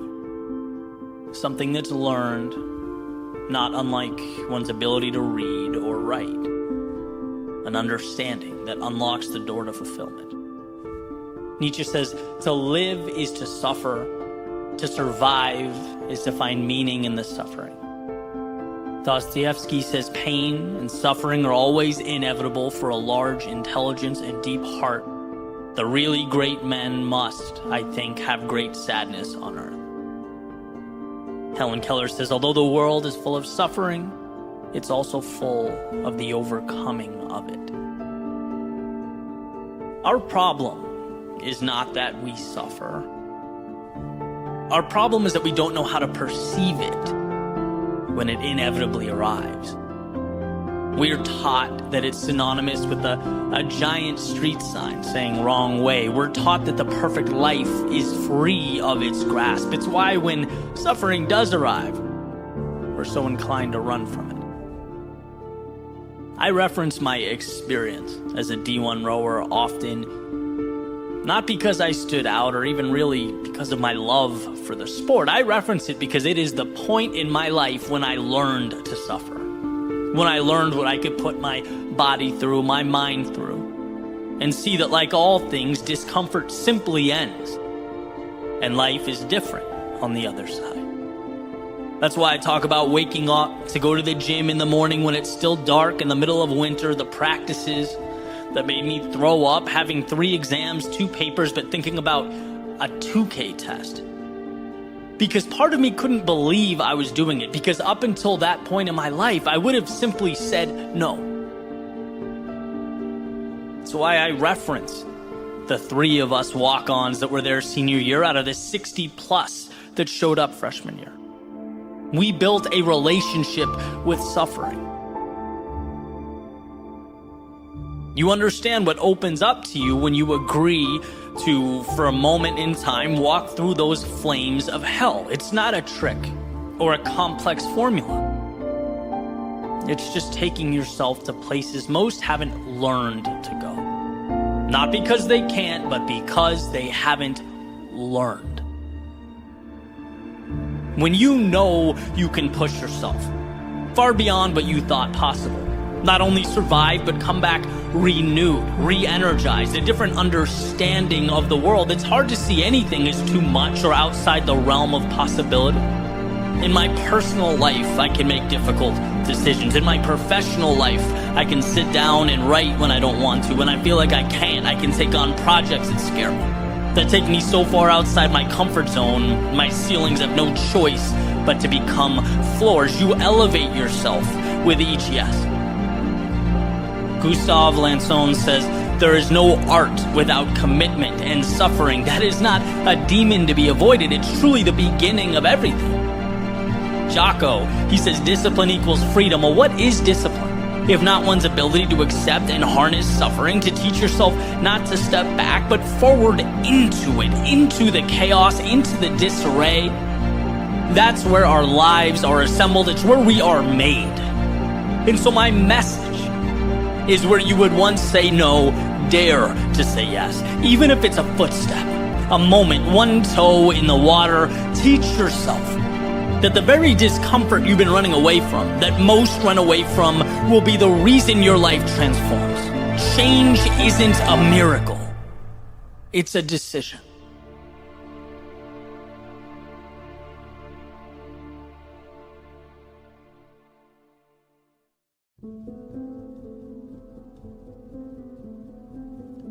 We are, in some ways, helpless to what occurs around us. There are things that are beyond our control. But the gift we possess, our power, if you will, is the ability to determine what we let in, how we internalize the externalities. We are responsible for being the gatekeepers of our minds, protectors of our worlds.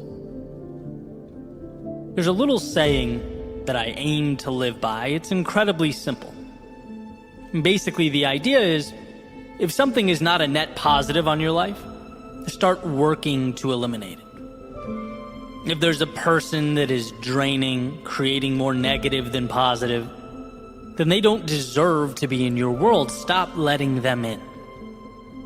If there's some place you're going that doesn't align with what you value, start working to eliminate that destination from your day to day. Stop letting it in.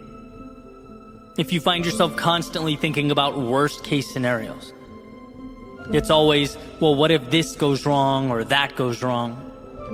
If you find yourself missing the opportunity and instead spotlighting the problem, start working to identify and isolate those thoughts so that they can be eliminated. Stop letting that stuff in. The great part about having so much control over our lives and our perspectives is that we get to choose what gets our time and attention. The tough part, though, and it is tough, is that it means we also have to ask ourselves questions that perhaps we don't want to ask. We have to be honest with ourselves. Like, truly honest. And the reality is sometimes it hurts to do that.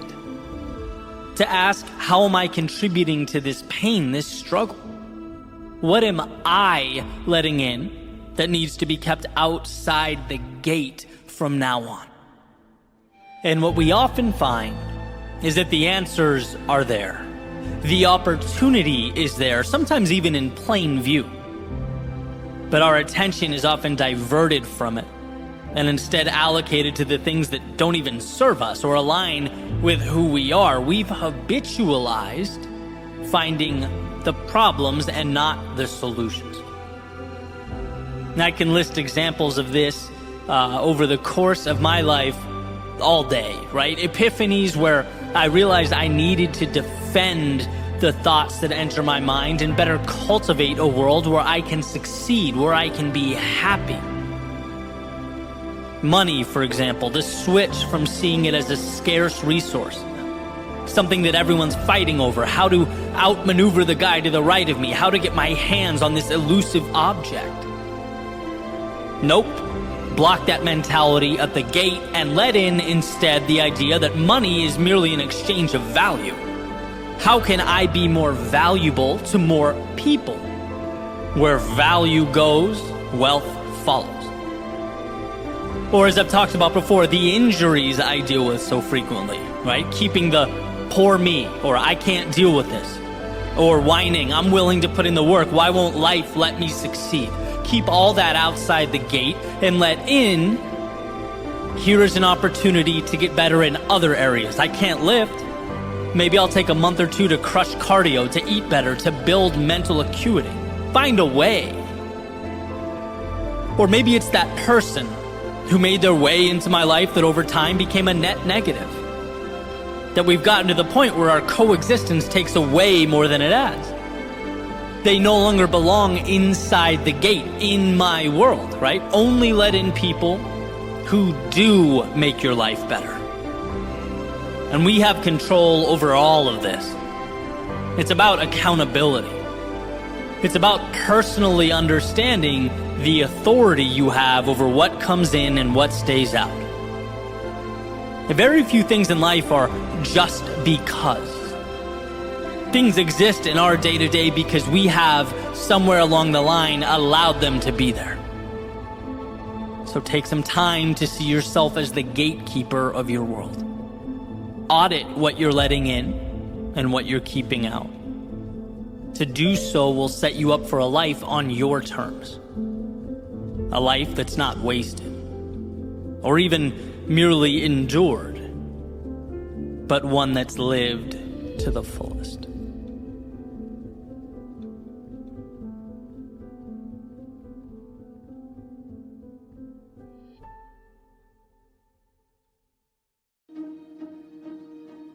In John Maxwell's book, The 21 Irrefutable Laws of Leadership, he talks about momentum and how the saying, "If you can't take the heat, then get out of the kitchen," doesn't quite get it right. Advocating that it should instead be, "If you can't create the heat, then get out of the kitchen." And being that we are all leaders in our own lives, I think he hits on something that none of us should overlook. The power of momentum, of not waiting but creating. Reminding ourselves that we are not spectators, sitting in the stands and simply reacting to or complaining about the events taking place below. No, we have the ability to change the things we do not like and create the ones that don't yet.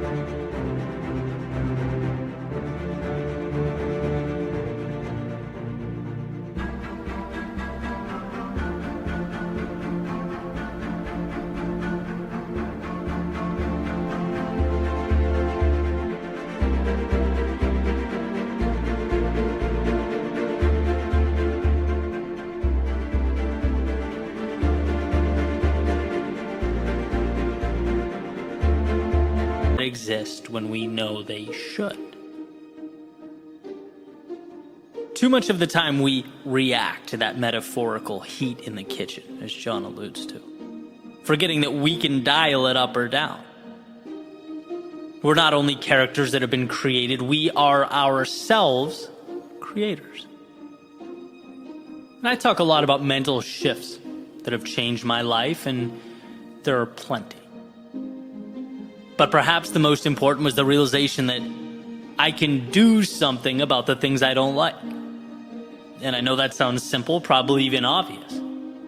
But I look back at various stages of my life and am blown away by the amount of things I tolerated for years and years simply because I gave it no thought. There were so many questions that I never asked, so many opportunities I never explored. Until I realized, hey, you can stop accepting those things you don't want. It's amazing the power of a simple list that was created. 2 columns.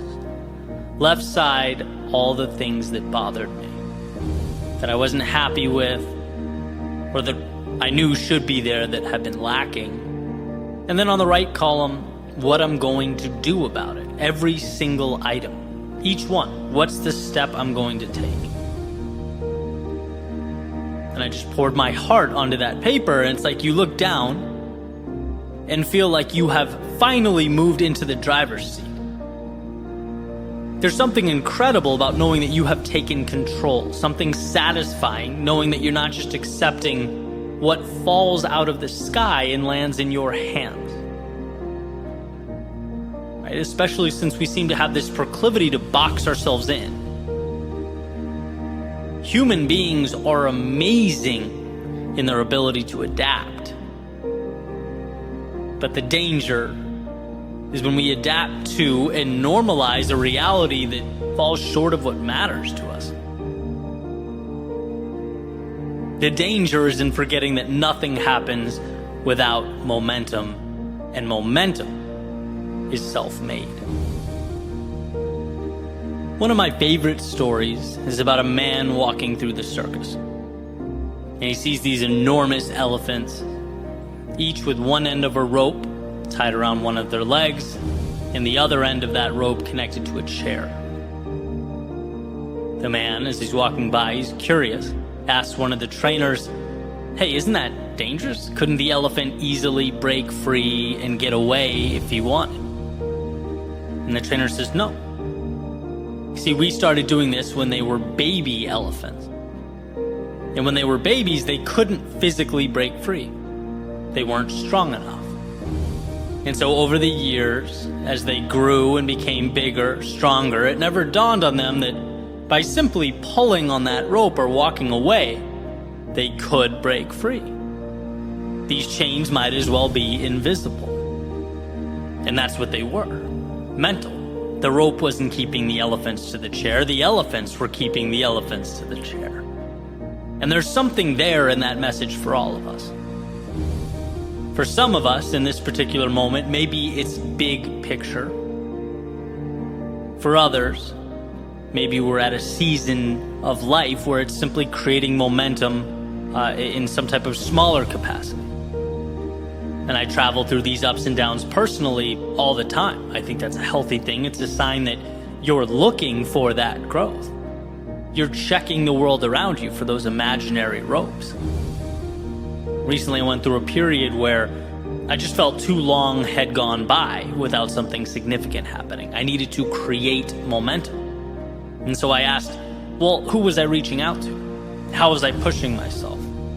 What was I doing that scared me? What was I doing that was growing? How could I take things up a level? All these little levers of opportunity are all around us, but we have to know to look for them, to see them and pull.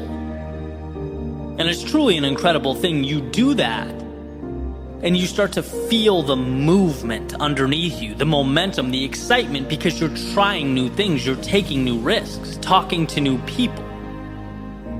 And that's how that snowball grows.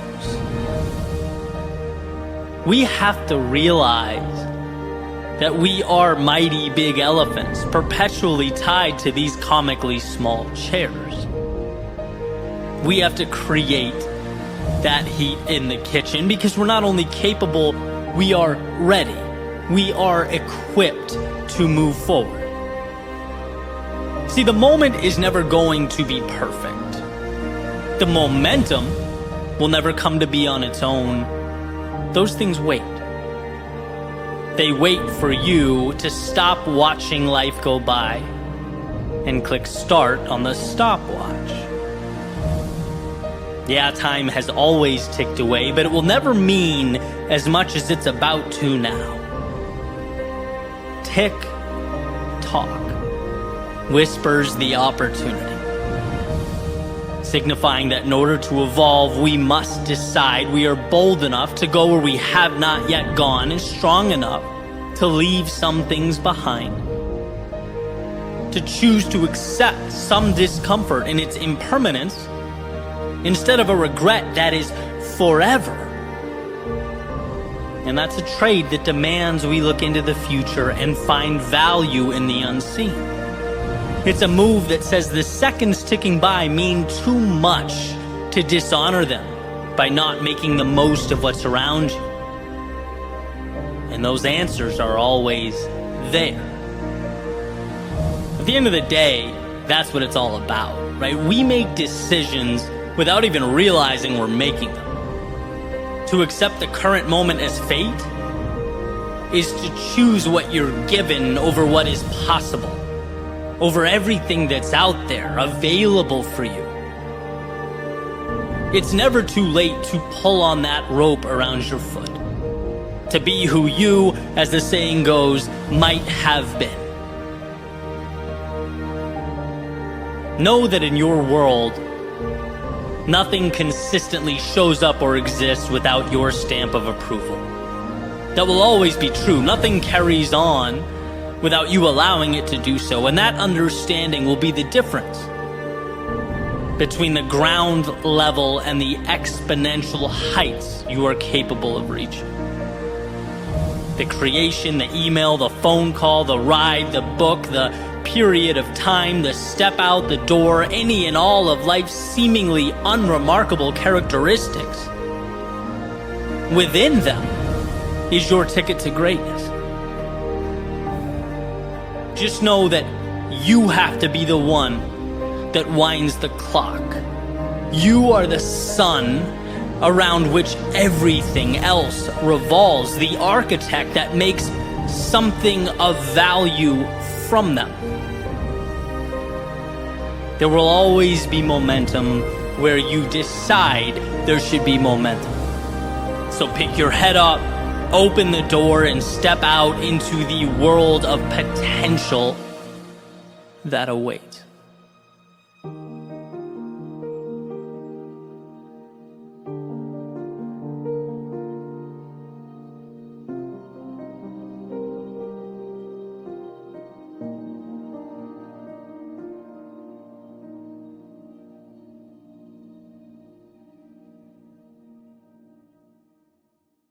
I want to start with a story about cliff jumping with my friends maybe 4 years ago now. We flew into Las Vegas, spent some time in Vegas, and then we hit like national parks in Utah and then Arizona and went all the way up the coast. When we were in Lake Tahoe, at the very end, there was this spot to cliff jump. This really, really high peak. And, it's notorious, and it was just like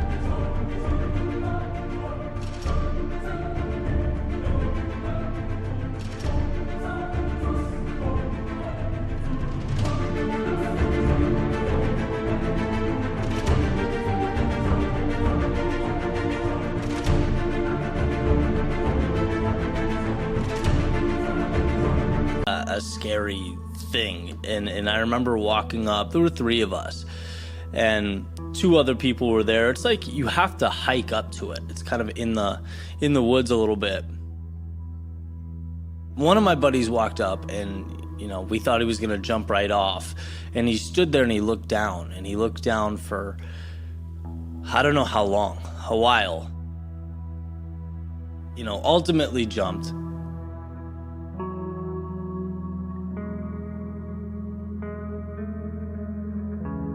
As far as I knew, I wasn't afraid of stuff like that, right? So I walk out and I look over the edge, and I could not bring myself to jump. Physically, I couldn't do it. Rationally, I couldn't speak myself or talk myself into it. There was no more rationality going on. It was just, I was frozen in fear. And I just remember sitting there and looking down. And, people would come up and ask about it, and they'd be like, can I jump? And I'm like, go ahead, right? Like it almost got to the point where it was hurting my pride, and I still couldn't jump. And I just stood there, and I stood there, and I stood there. I forget how long it took. I don't really know, and time was probably felt insane in that moment, but eventually I did, and it was incredible, right? It was a forever long drop, and just the adrenaline and the excitement, and you realize for a second that type of thing, that's peak living, and there's more of that out there in the world, and all of a sudden you want to capture it and obtain it. And you realize what you had been missing, and then my friend came up after me. He stood there for for just as long too, right? It's a very weird thing, and it's hard to explain. There are so many situations that are this peak in our life, this cliff that we know we need to jump from. We know the other side is better, or we suspect, but we can't bring ourselves to do it. And this all came from a quote I found from John Green, one of my favorite authors. In his book, Paper Towns, it says, "It is so hard to leave until you leave. And then it is the easiest goddamn thing in the world." And that's right on the money, right? Being on the edge of that cliff, it is terror, sheer terror. It is so hard to make that jump. And then you do, and it's like life opens up. And it's the same thing in this case, right? It's so hard to leave until you do. It's terrifying to uproot, to change, to go somewhere you don't know. But once you do, life opens up. It's incredible. The other side is beautiful, and it's waiting for you. All of this is coming to a single point, a rule that I use to guide my decision making.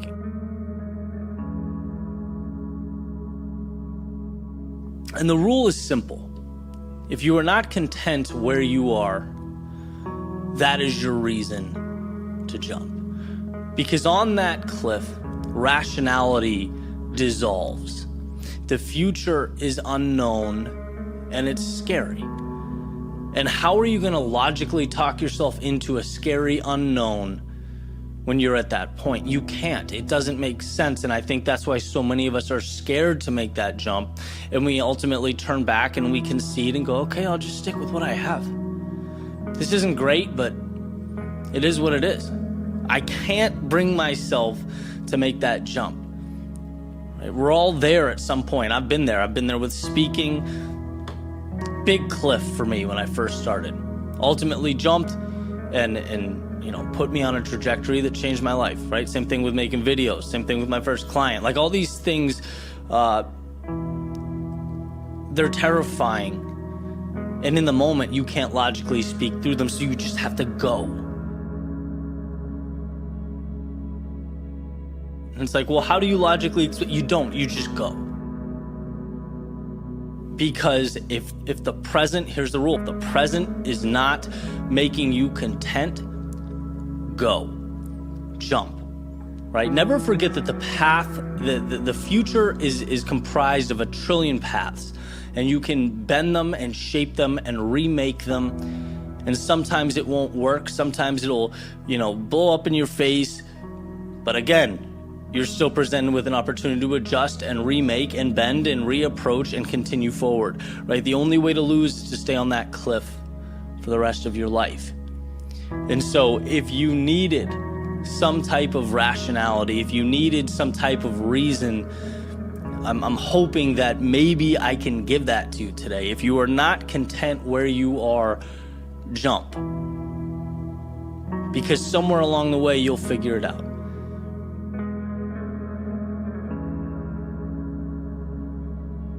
Every time I've jumped, it's changed my life for the better. Maybe not immediately, but ultimately. And as I say, that's what life's all about. So, hey, I hope you got something from this podcast. If you did, please subscribe, rate, review. Helps me get it out to the world. And guys, I appreciate that. And I will catch you tomorrow.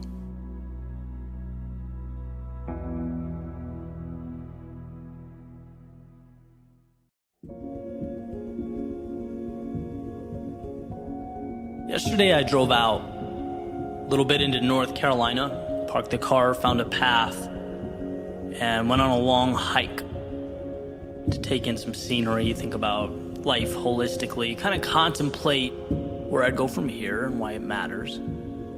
which is always funny to think about, right? The idea of having to carve out time amidst our frantic and often chaotic journey to get somewhere, to, well, define where somewhere is.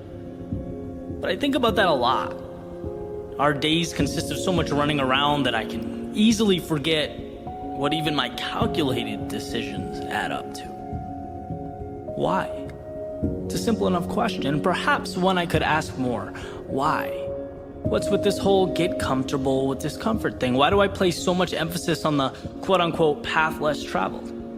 Which is a term that, one of my buddies was recently giving me a hard time about using in all my speeches, right? It must mean something to me.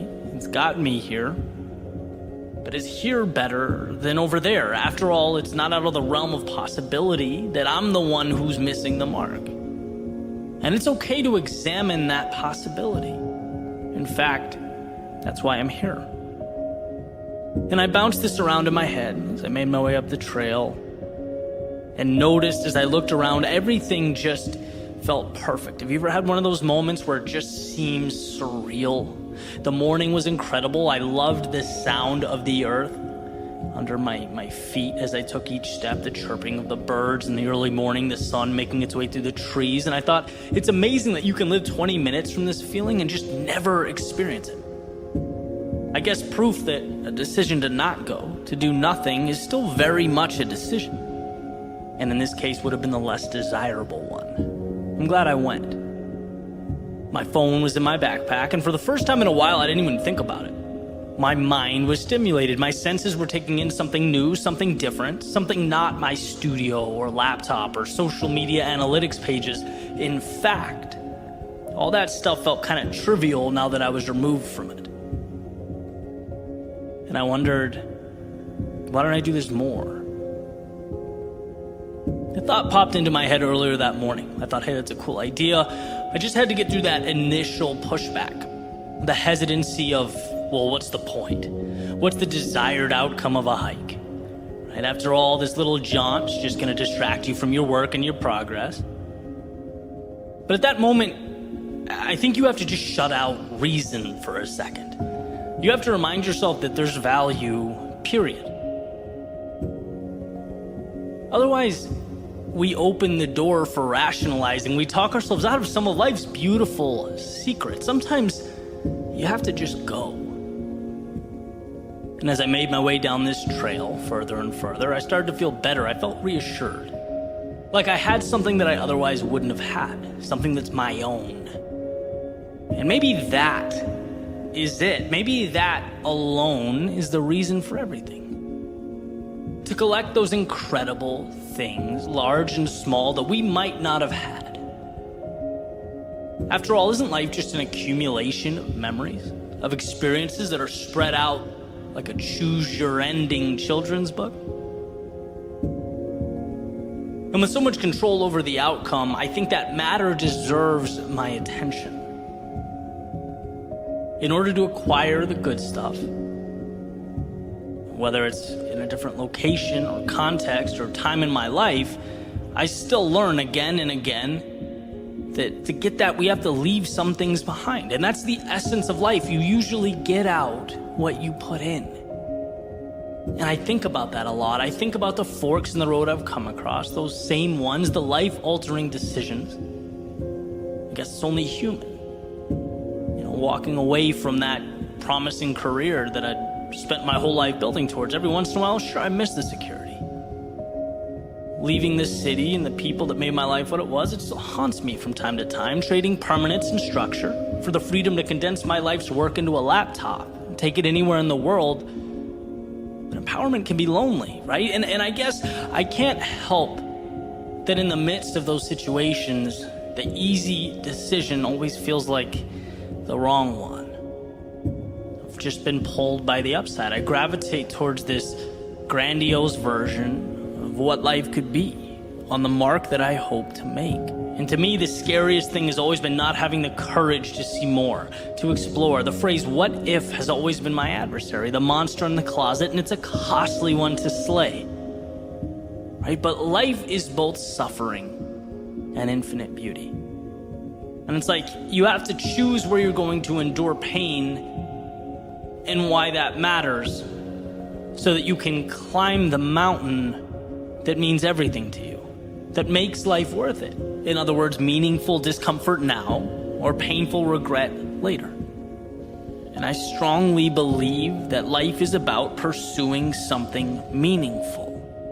And even the triviality of a hike wants to remind me of this truth.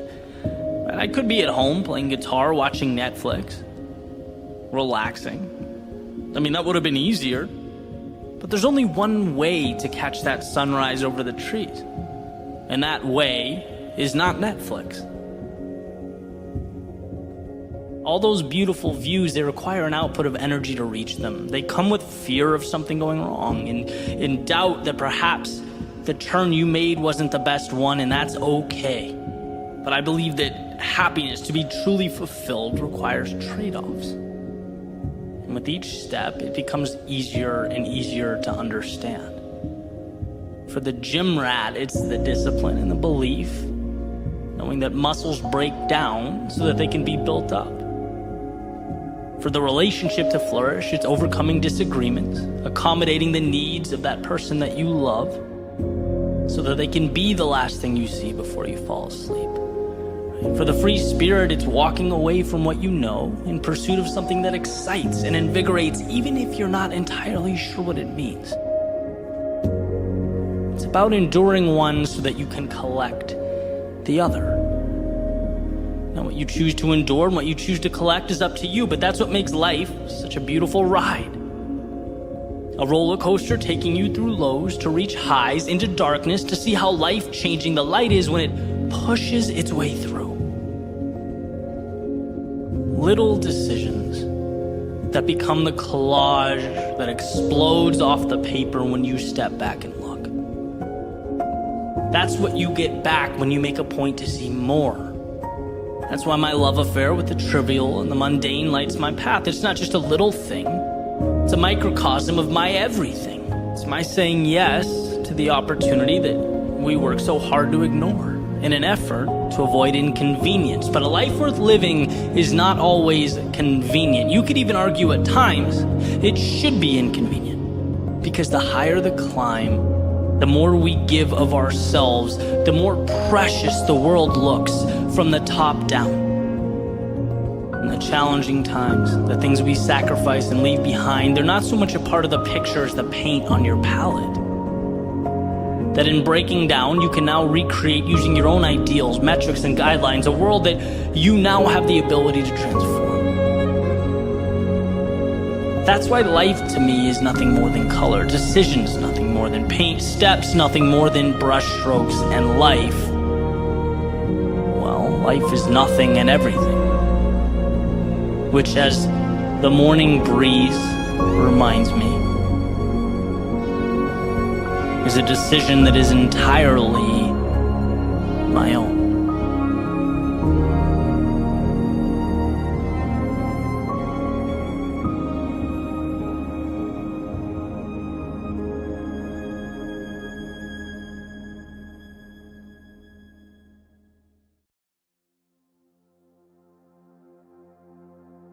The thing about storms is that they all have one thing in common: they pass. And once gone, they leave you as a person different than who you were before you stepped in. Before you found yourself consumed by its adverse conditions. They are disruptors, breaking down and shaking up, but not for the sake of chaos itself. No, storms break us down so that we can build again. So that we can find within ourselves the power and the strength that simply remain tucked away during those sunny days. And so walking up to this storm, what you'll immediately notice is a break from the normal, the everyday. An obvious detachment from the standards by which you had been living.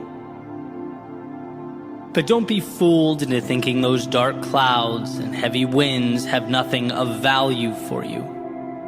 Don't be tricked into thinking the rain will consume all the good in life. Because at the end of the day, it's that very rain that washes away the excess and leaves the meaningful. We don't grow despite the storms. We grow because of the storms. So compose yourself and embrace what's around you. Amidst the storm, you might realize that you don't want some of the things you thought you did. You might realize that life contains variables that make it incredibly unpredictable. And when old plans meet new variables, sometimes we learn that the path we were walking down requires adjustment. It needs change.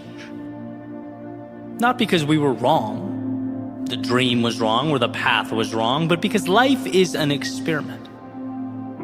Experiments are meant to test hypotheses and support exploration. Without the storm, sure, everything seemed fine. Everything was flawless, but in the thick of it, when the variables, the multiplicity of factors present themselves, it often paints a picture for us that we previously weren't able to see.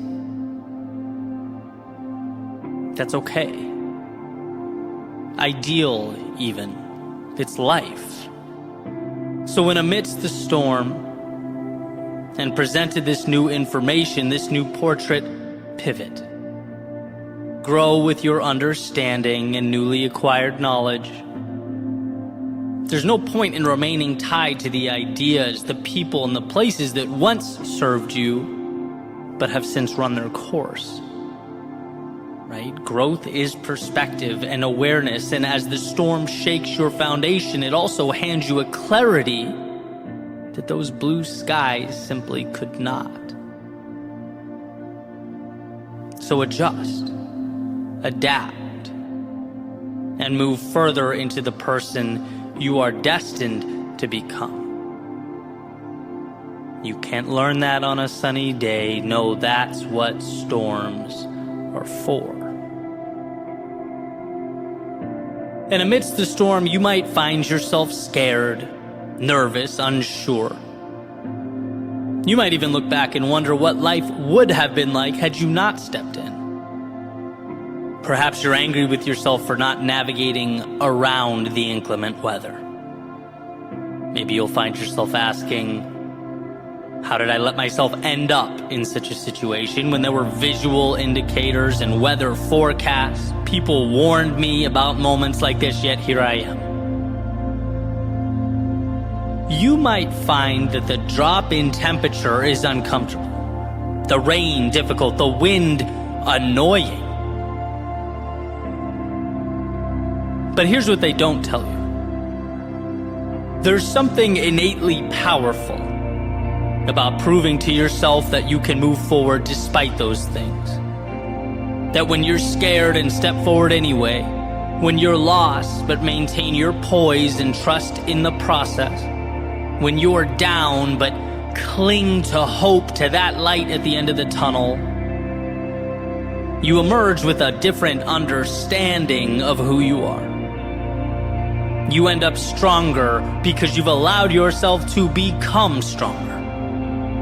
And you don't get that on the sunny days. No, that's what storms are for.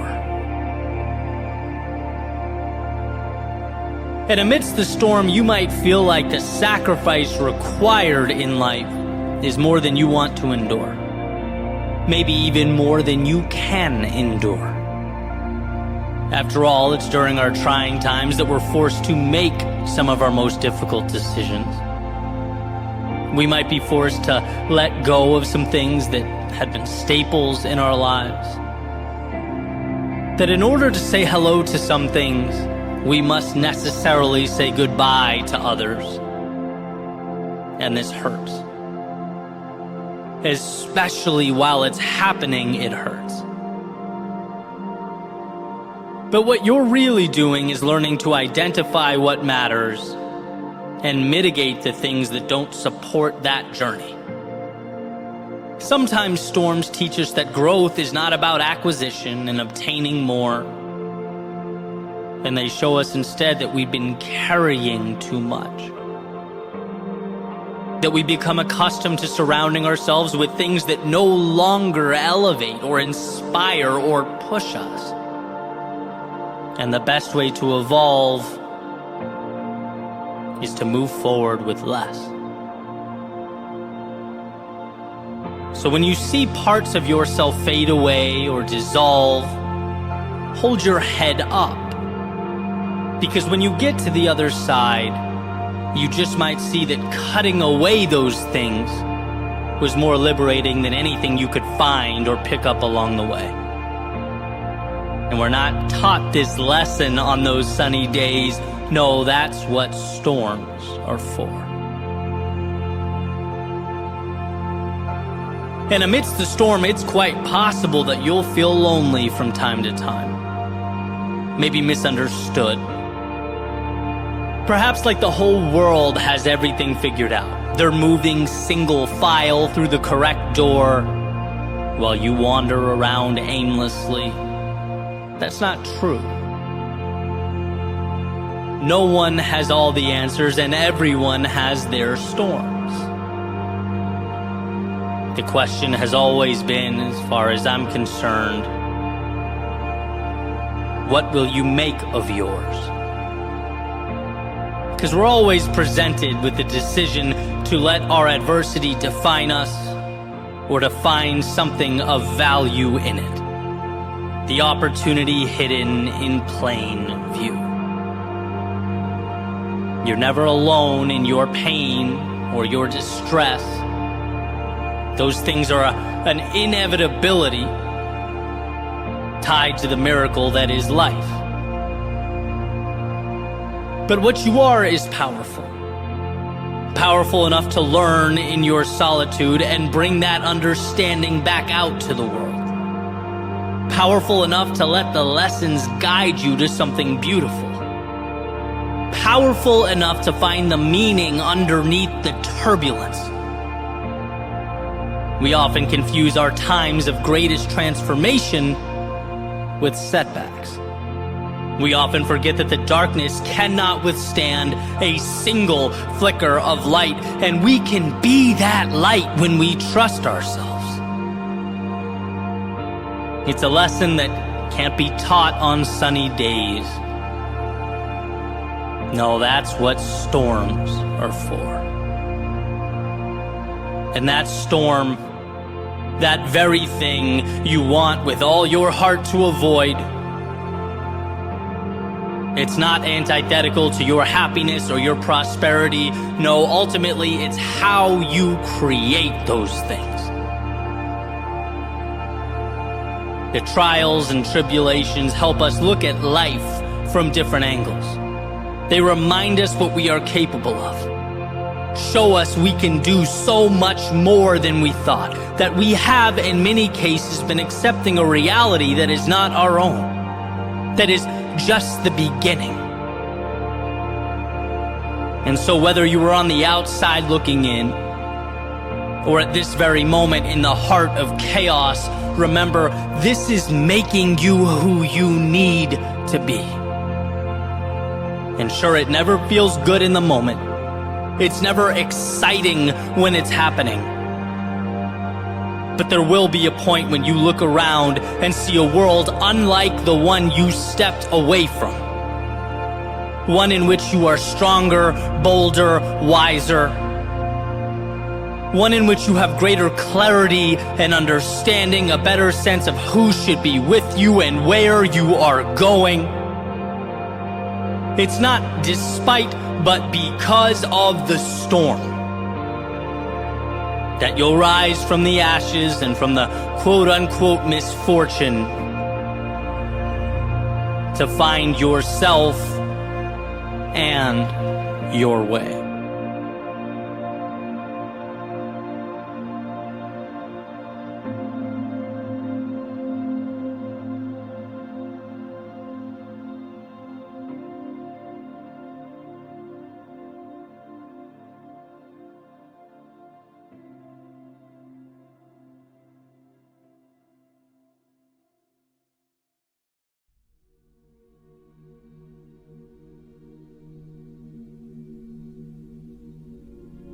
It's not about what happens to you. No one escapes adversity. No one lives free of discomfort or misfortune or struggle.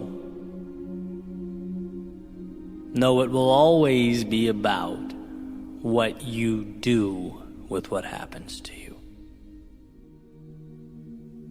In other words, it's not the event, it's the response. Not the obstacle, but the ability to navigate around it.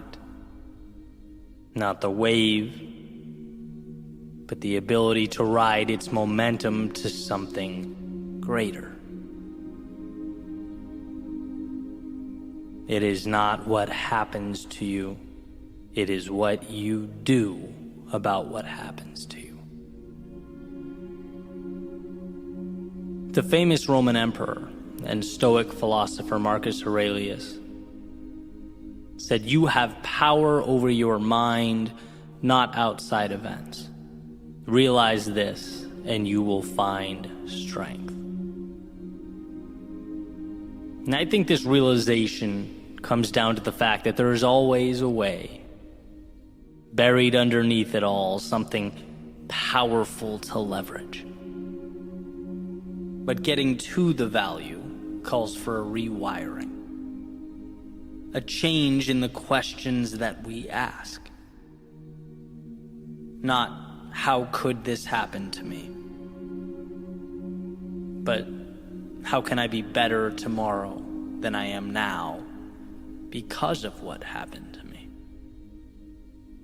Not, can I still be that person or accomplish what I set out to? But, I am that person. Now how will I adjust my path so that I get there? We're operating within a world of value, limitless opportunity. The difficulty simply pushes us to that value faster, expedites the process. It forces us to open our eyes and see that the world works for us. So you take, for example, the fear of starting something new. That fear, it doesn't have to be an endpoint or a red light indicator. Fear doesn't mean you're not qualified or prepared or equipped. It simply lets you know that you have finally acquired the courage to step out of the safety of the only world you knew and into the turbulence of growth, onto the path of something better. And where it's easy to move away from that feeling, to turn your back on the chaos and retreat to something simpler, maybe something more predictable or contained. What if you viewed the fear as the price that we all have to pay to pull the curtain back on the best things life has to offer? Changing the question from, will I be afraid, to instead, this is important, this is meaningful, therefore it's inevitable that I will experience fear, but what will I do about it? How will I conduct myself amidst the fear? Will I continue forward? Those are the questions that contain the value. Right? I can't keep the water from rising or the walls from caving in. No, that's an inevitability where I'm going. The worthwhile road always has its adversity. But will I use that water to learn to swim? The walls to climb, to adapt and scale? What will I make of this? That's the question that becomes the difference. And sure, you could stay away. You could choose not to take the path that presents the danger and the turbulence. You could attempt to contain the world around you by simply refusing to experience it. But then, of course, you become presented with the question, Why intentionally refuse to cash in a winning lottery ticket? Why diminish your gift in such a way? If it's not what you look at, it's what you see. Why see the world as an adversary? Why see yourself as less than you are? The saying goes, when you fight for your limitations, you get to keep them. You'll never exceed the person you've decided yourself to be. And yes, the world can feel intimidating. It's unknown. You in many ways can't control the characteristics that make life what it is, but you can always control you. Just like you can't control the wind, but you can adjust your sails. You can't control the tides, but you can predict and plan and execute accordingly. You control you, and that is where the power is. And of course, there's going to be times where that's hard to see, when it's not your first instinct to find the value. Take, for an example, a change, a loss, the end of a relationship, the point where people tend to feel their lowest. It hurts to have something and lose it. To have what you were once so sure about challenged, what you once believed in called into question. But this doesn't have to be a referendum on you as a human being, right? Sure, you made your mistakes, but you have the opportunity to dwell on them or to acknowledge them and ask the question, I know what I know now. How can I be better than I've ever been in my life? How can I position myself to get more of the good and less of the bad? Same idea, different context. When those walls feel like they're crumbling down, you have to know there is more on the other side, just beyond what the eye can see. And this isn't just an idea I play around with in my head. I make a concentrated effort to think this every time something goes wrong. When my first reaction is emotional, my first emotion is anger or frustration. It's like, take a breath, compose yourself, and start looking for the value. Because here's the truth, the world is not going to end today. There's going to be a time down the road when I look over my shoulder and right now is a distant memory. What will I have done with it? And it's the times that might have broken you that contain the greatest transformation. I like to say the greatest tragedies or the hardest times made me who I am today. The losses taught me that I had everything I needed. The failures showed me what I'm capable of enduring. The times I was let down taught me to depersonalize the shortcomings of others, but to simultaneously hedge against them. The times I was lost showed me we only discover or meet our potential when we leave the little day-to-day realities that we create. Why? Because we are in control. Not of the external, but the internal, and that ends up being a bridge to a reality that means something. So when you find yourself at the base of a mountain looking up, understand that there are two ways to perceive the climb. You can see it as the gravity pushing down on you, as Earth standing in your way, or as an opportunity to ascend to a version of yourself that previously not only didn't exist, but wasn't available. This is your opportunity. The same opportunity that the vast majority of the world would disregard or misinterpret. That most would feel fear of and be dissuaded by. Most would live in the stories about who they aren't and what they aren't capable of, but not you. You didn't place that mountain before you, but you sure can extract the value from it. All you have to do is decide that you're capable, and that the meaning and the value and the freedom of tomorrow means more than the discomfort of today. If you allow that for yourself, you will become truly unstoppable. Not because the path simplified or got easier, but because the traveler trusted himself to walk down it.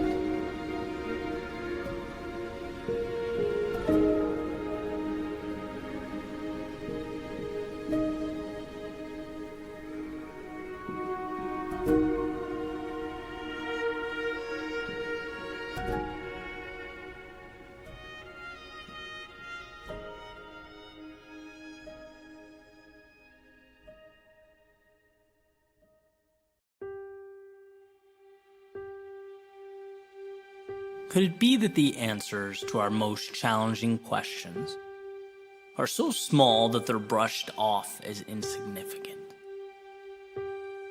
That in pursuing that bulldozer we think is necessary to knock the door down, we refuse again and again the key that would simply open it? Why is our first instinct to think our next action needs to be as big or as glamorous as that intended result? Again and again, my default has been to, look for some brilliant, monumental insight or some secret answer that would unroll like a scroll containing a treasure map. But again and again, I learn and I relearn that what I need, what is required, is so reasonable. It's so accessible that it almost feels like the universe has a sense of humor, right? It's sitting back and chuckling while we run around with keys in our pockets looking for a sledgehammer to break the door down. Right, this is kind of a funny story. So last year, I had my first Your World Within live event, and Evan Carmichael was one of the speakers, and after the event, we were talking about YouTube. Right? He says, why don't you swing by? We'll look at your channel. We'll see if I can offer any suggestions or pointers. And, I gladly accepted the offer. And so I showed up later in the evening. He's got his laptop open. He's running all these tests, right? There's graphs and there's charts and comparison tables. And my first question is obviously, what are you doing? And he says, I'm testing my YouTube titles and thumbnails. And I'm thinking, interesting. Right? Here's a guy who makes so much content. He's got 378 million views, right? Why are you exhausting time and energy on this? So I asked him, Evan, does it really matter? I mean, if your thumbnail picture's orange or yellow, or if there's a face on the left or right side, or if it's capitalized or not, right? If it's good, people will show up and they'll watch it. Isn't that what matters? Well, it turns out I was wrong.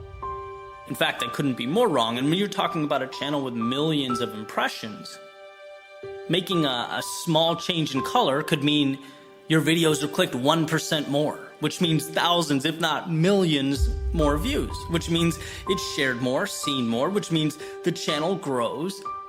And that's not from him going back and recreating and reinventing the wheel.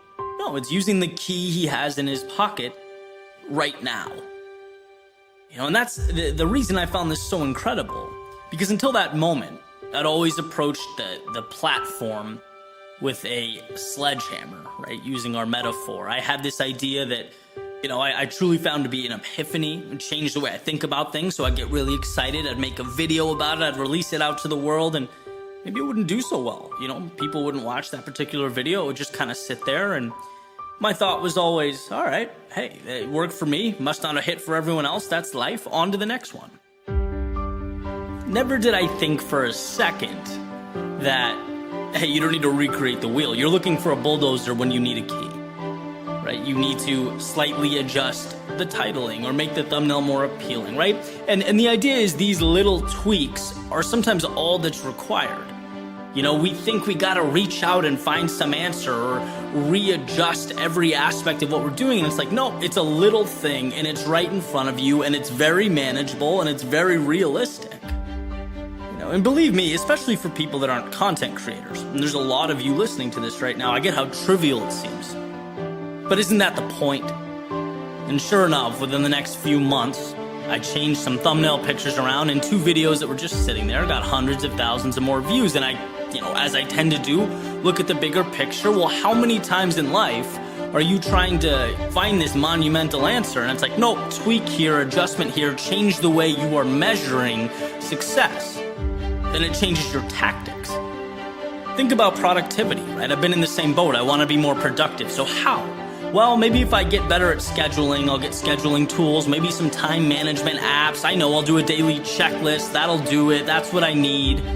But in reality, the commonality when I have productive days is they all consist of me waking up, not stressed, having time to think, reflect, plan, and moving on. And it flows into every other aspect of my day. Right? It doesn't require me to buy some $1,000 productivity course. Big result often requires small, manageable action. And again, the point here is that change can feel overwhelming because I think the default mechanism is to assume the next step needs to be as big as that desired result. It's like, oh, I want to climb that mountain, so I have to figure out a way to jump that high. No, that's not true. You have to take small steps many times. And where we should be looking for consistency or something within our grasp, or looking for some small self-contained miracle, everything feels bigger than it is. It's an interesting part about growing up. You realize everything's not as big and intimidating and shiny and sparkly as it appears to be. We have the tools right now in real time. In fact, they're very ordinary, very unimpressive, and that's with goals just like people. I grew up seeing pictures of my grandfather, who was an admiral in the Navy, talking to American presidents and heads of state. And I'd ask him, how was that? What was that like? And he'd always say, look, they put their pants on one leg at a time, just like I do, just like you do. Right? I think in a lot of ways, we need to take the glamour and the mystique away from the things we want and the people we aspire to be like, right? Big goals are an accumulation of little steps. And quote-unquote successful people are ordinary human beings who had the courage to take those steps. Not for attention or likes or follows, but because they cared and they respected the process enough to stick it out. And so can I, and so can you, right? You have everything you need. Whether you're talking about creating on YouTube or putting yourself in position to conquer the day, learning or emulating those you admire, nothing is otherworldly for you. Sure, you'll have your strengths and your weaknesses, because we all do, but there's no magic you need to find or acquire. No bulldozer or sledgehammer needed to lessen the gap between real and ideal. Just the understanding that the key in your pocket, the one you already have, will get you through the door.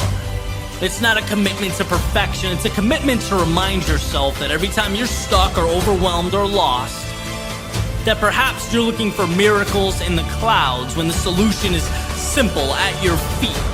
It's not the mountain, it's one rock. It's not the forest, it's one tree. It's not the journey, it's one step.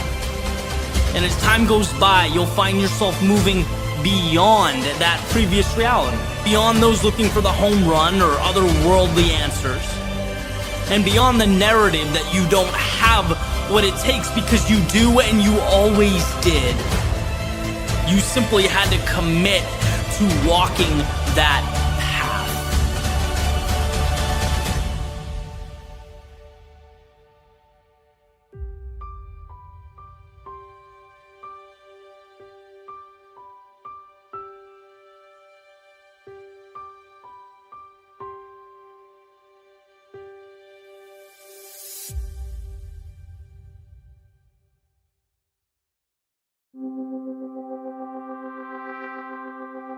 How can I be happy all the time?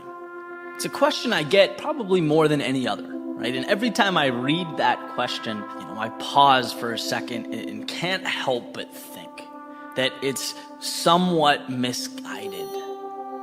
Happy all the time. How can I eliminate everything? And I guess the thinking is, it's folks that know the channel and watch my videos, right? So they hear the perspective and the positivity and the messages, and, they want that to be a constant reality. And I get that. But the part that I think is overlooked is that those breakthroughs, right, those lessons learned, they come from stories that were carved out from hardship, right? From some of my most difficult times.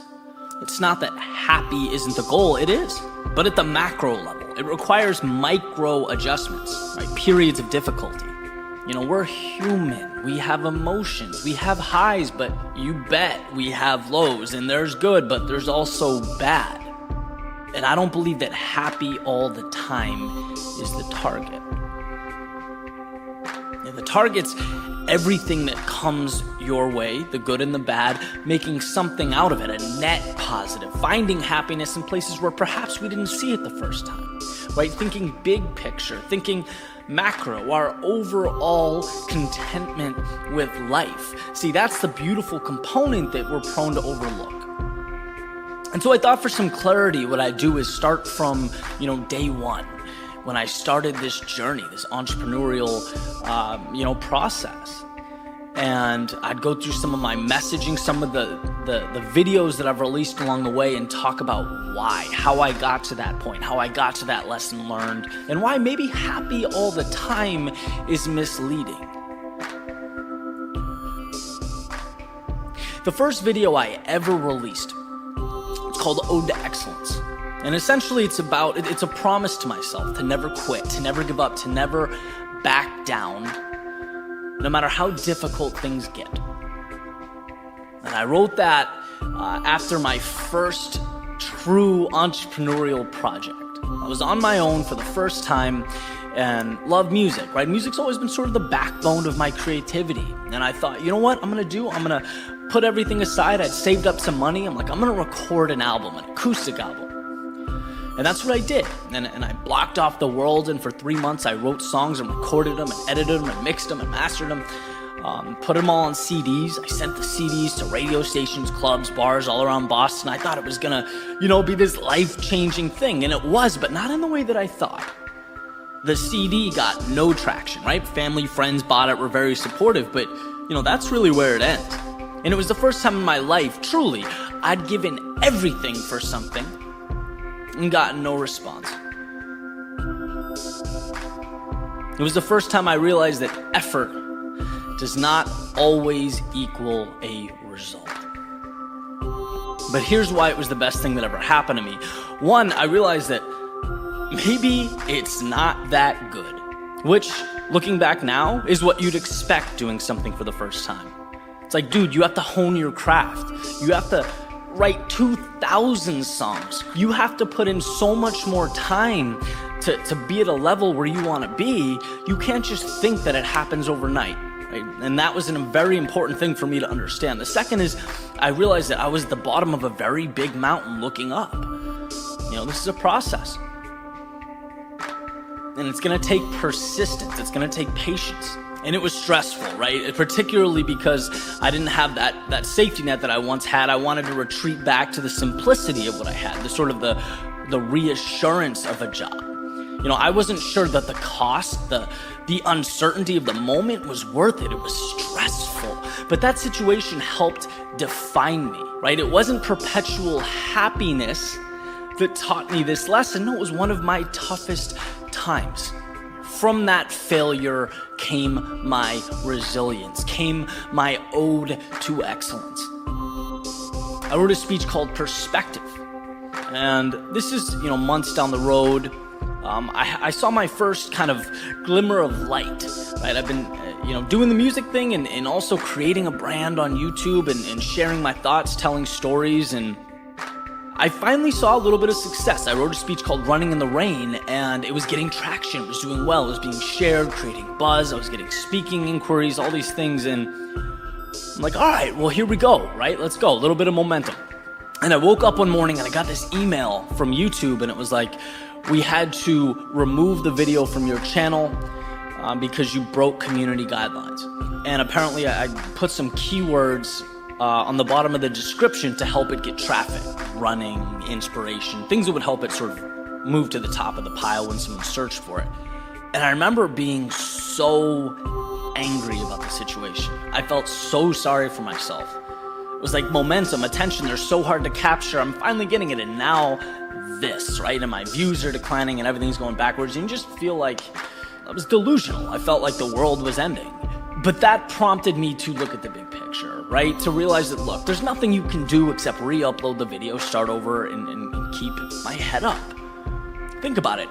Life is going to throw things at me that are much more difficult than this, right? There's going to be difficulty and loss and problem, even tragedy.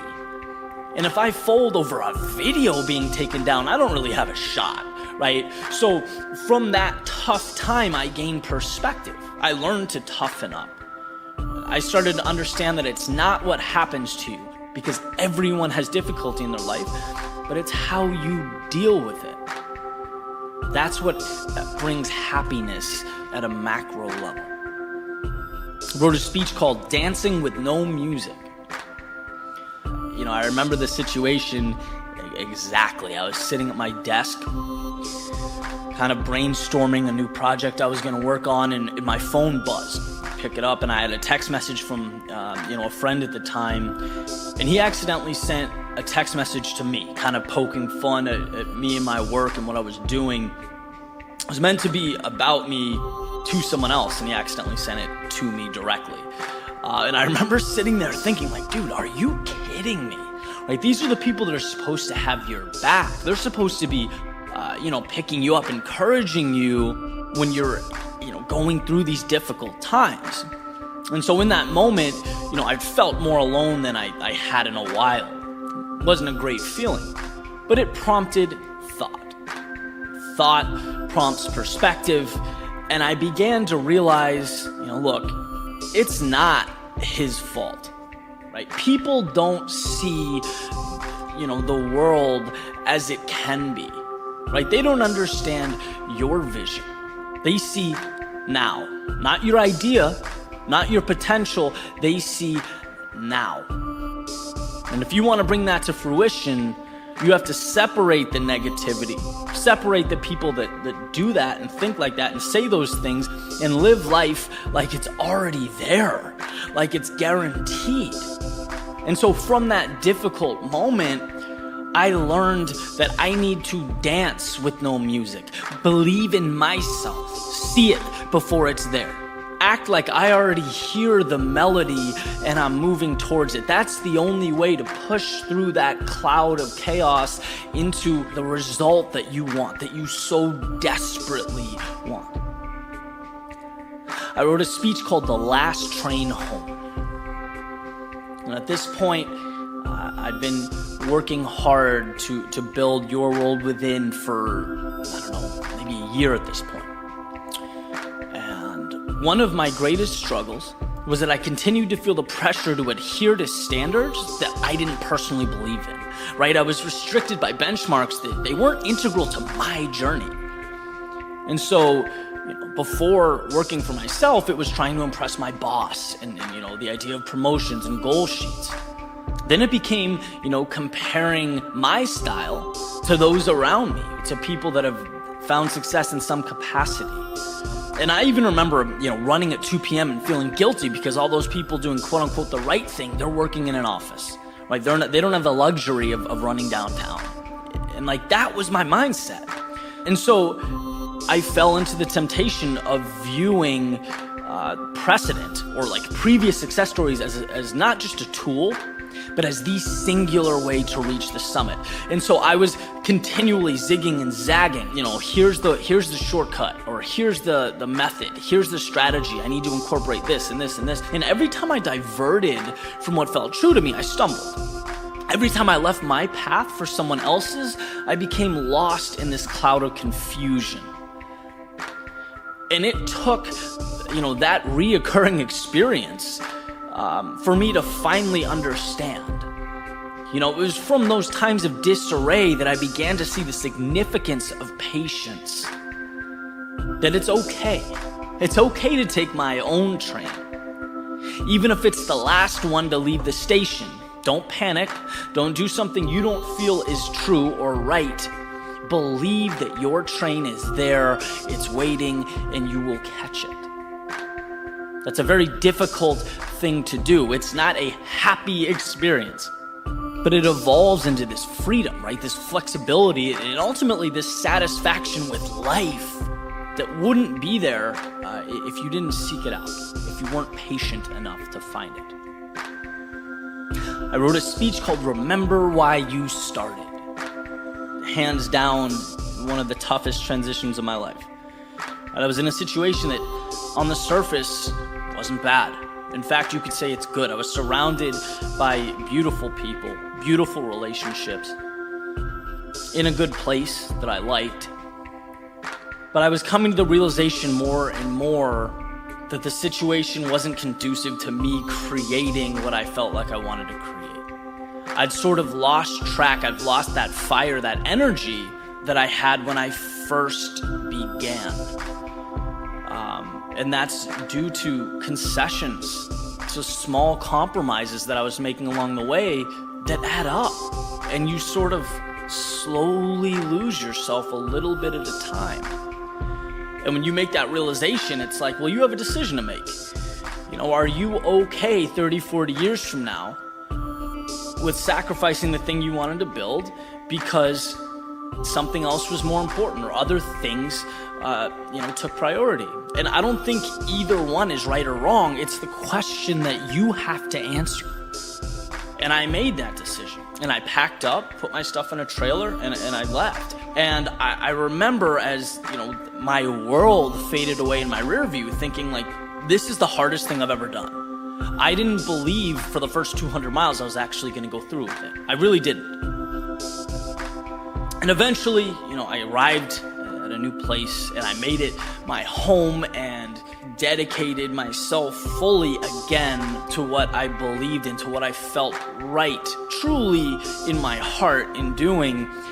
And I felt that energy, that fire sort of reemerge.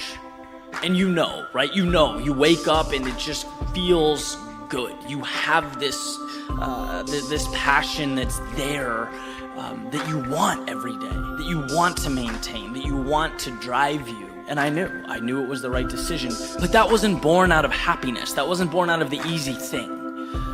It was very, very difficult to get there. It was almost a battle, right? You have to fight to reprioritize. And so this comes up a lot when I hear that question. How can I be happy all the time? And it's like, well, you can do the easy thing that's easier in the short term, but then will you be happy in the long term? It's sort of a catch-22. It's a prioritization. It's understanding what makes you feel alive, what makes you feel truly good, authentic. And that's not a question of short-term, consistent, non-stop happiness. It's a question of long-term fulfillment. Sometimes we have to do the difficult things to create what we want long-term, big picture. And lastly, I'll talk about Ode to Excellence Part 3, which obviously it's been years since Part 1. And a lot's changed. The goalposts have shifted. The context is new, but the idea is pretty similar, right? It's a promise to myself to move into uncharted water, whether that's because it feels right, I'm called to do it, or sometimes just for the sake of sheer curiosity. It's that idea that sometimes what awaits around the corner can change your life. Right? That unknown can be exactly what you need, and you don't know unless you move there. And the difference in context is that now I'm settled. Right now, I'm substantially more comfortable than I was when this whole thing began for me. And the danger in that is nothing's screaming at you constantly to continue to grow and evolve and develop. Right? It's real easy to fall into routine and just kind of keep going the way you've always gone. And I remember sitting right outside talking to a good friend of mine on the phone, and we were talking, strategy, talking about growing our brands and just kind of the different worlds that we're involved in. And he asked, Eddie, why, have you stopped doing the music thing? I think there's something there. And, music's obviously been a big part of what I do. It kicked off my creative journey, as I mentioned earlier, with that album. It's been sort of, intertwined into this process. I write a lot of background tunes. I wrote the background music you're listening to right now. I haven't completely left it, but I've pivoted. And when he asked why it's been sort of in the background, I couldn't give a complete answer. I didn't really know. But as I began to think about it, the answer really rose to the surface. Right? I became so fixated on one dimension of what I was doing that I started to look at it through a lens of scarcity and ignoring the infinite possibility out there. I mean, really, in relation to what's possible, my accomplishments are a grain of sand on the beach. Right? It's very minimal. But that's not how you look at things when you really get lost in the weeds. I didn't want to hurt my credibility. I didn't want to lose what I built. I didn't want to sabotage a quote-unquote winning formula. But guess what? That's not what life's about. That's not what my brand or message is about. That's not what got me here, right? Exploring creativity is what got me here. It means everything to me.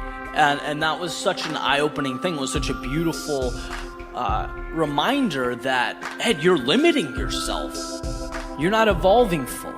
There's a treasure chest around the corner and you're too worried about losing your shiny penny. And it was from this predicament, right, being honest with myself, that courage and that determination grew. In fact, the struggle ended up exponentially increasing my overall happiness because it re-emphasized the creative flexibility necessary to do what I think's right. The third ode to excellence is a promise to keep that flame lit. And see, these are just a handful of little stories, right? They're little epiphanies. But I can say wholeheartedly that they shaped me. Not because every day of the journey I was constantly smiling, but it was the specific times that I wasn't that made me stronger. I'm happier now, my life is better now because of these situations. And that's what I want to emphasize, right? Happy all the time isn't the goal. It can't be the goal. Living a life you're proud of and turning the bumps along the way, the inevitable roadblocks along the way into momentum, that's going to give you long-term happiness. That's going to make you feel better about every moment. It's such a gift to be here. We're so lucky. Let's move away from the idea that there are people out there that never have a bad day. Nothing's ever wrong in their life, because that's not only untrue, but it dilutes the opportunity in front of you. It makes you feel like you're losing when bad things happen, when in fact those are the tools to win, to live every day to the fullest, right? The reality is sometimes it is the Hallmark card thing, right? Hands out, sun on your face, smiling, humming your favorite song. Life is good. Sometimes it's picking up those little pieces when things feel like they're falling apart around you. But know that regardless, right, either one or anywhere in between, there is positive there. There is power at your feet. Just find it, hold it, and by all means, keep moving forward.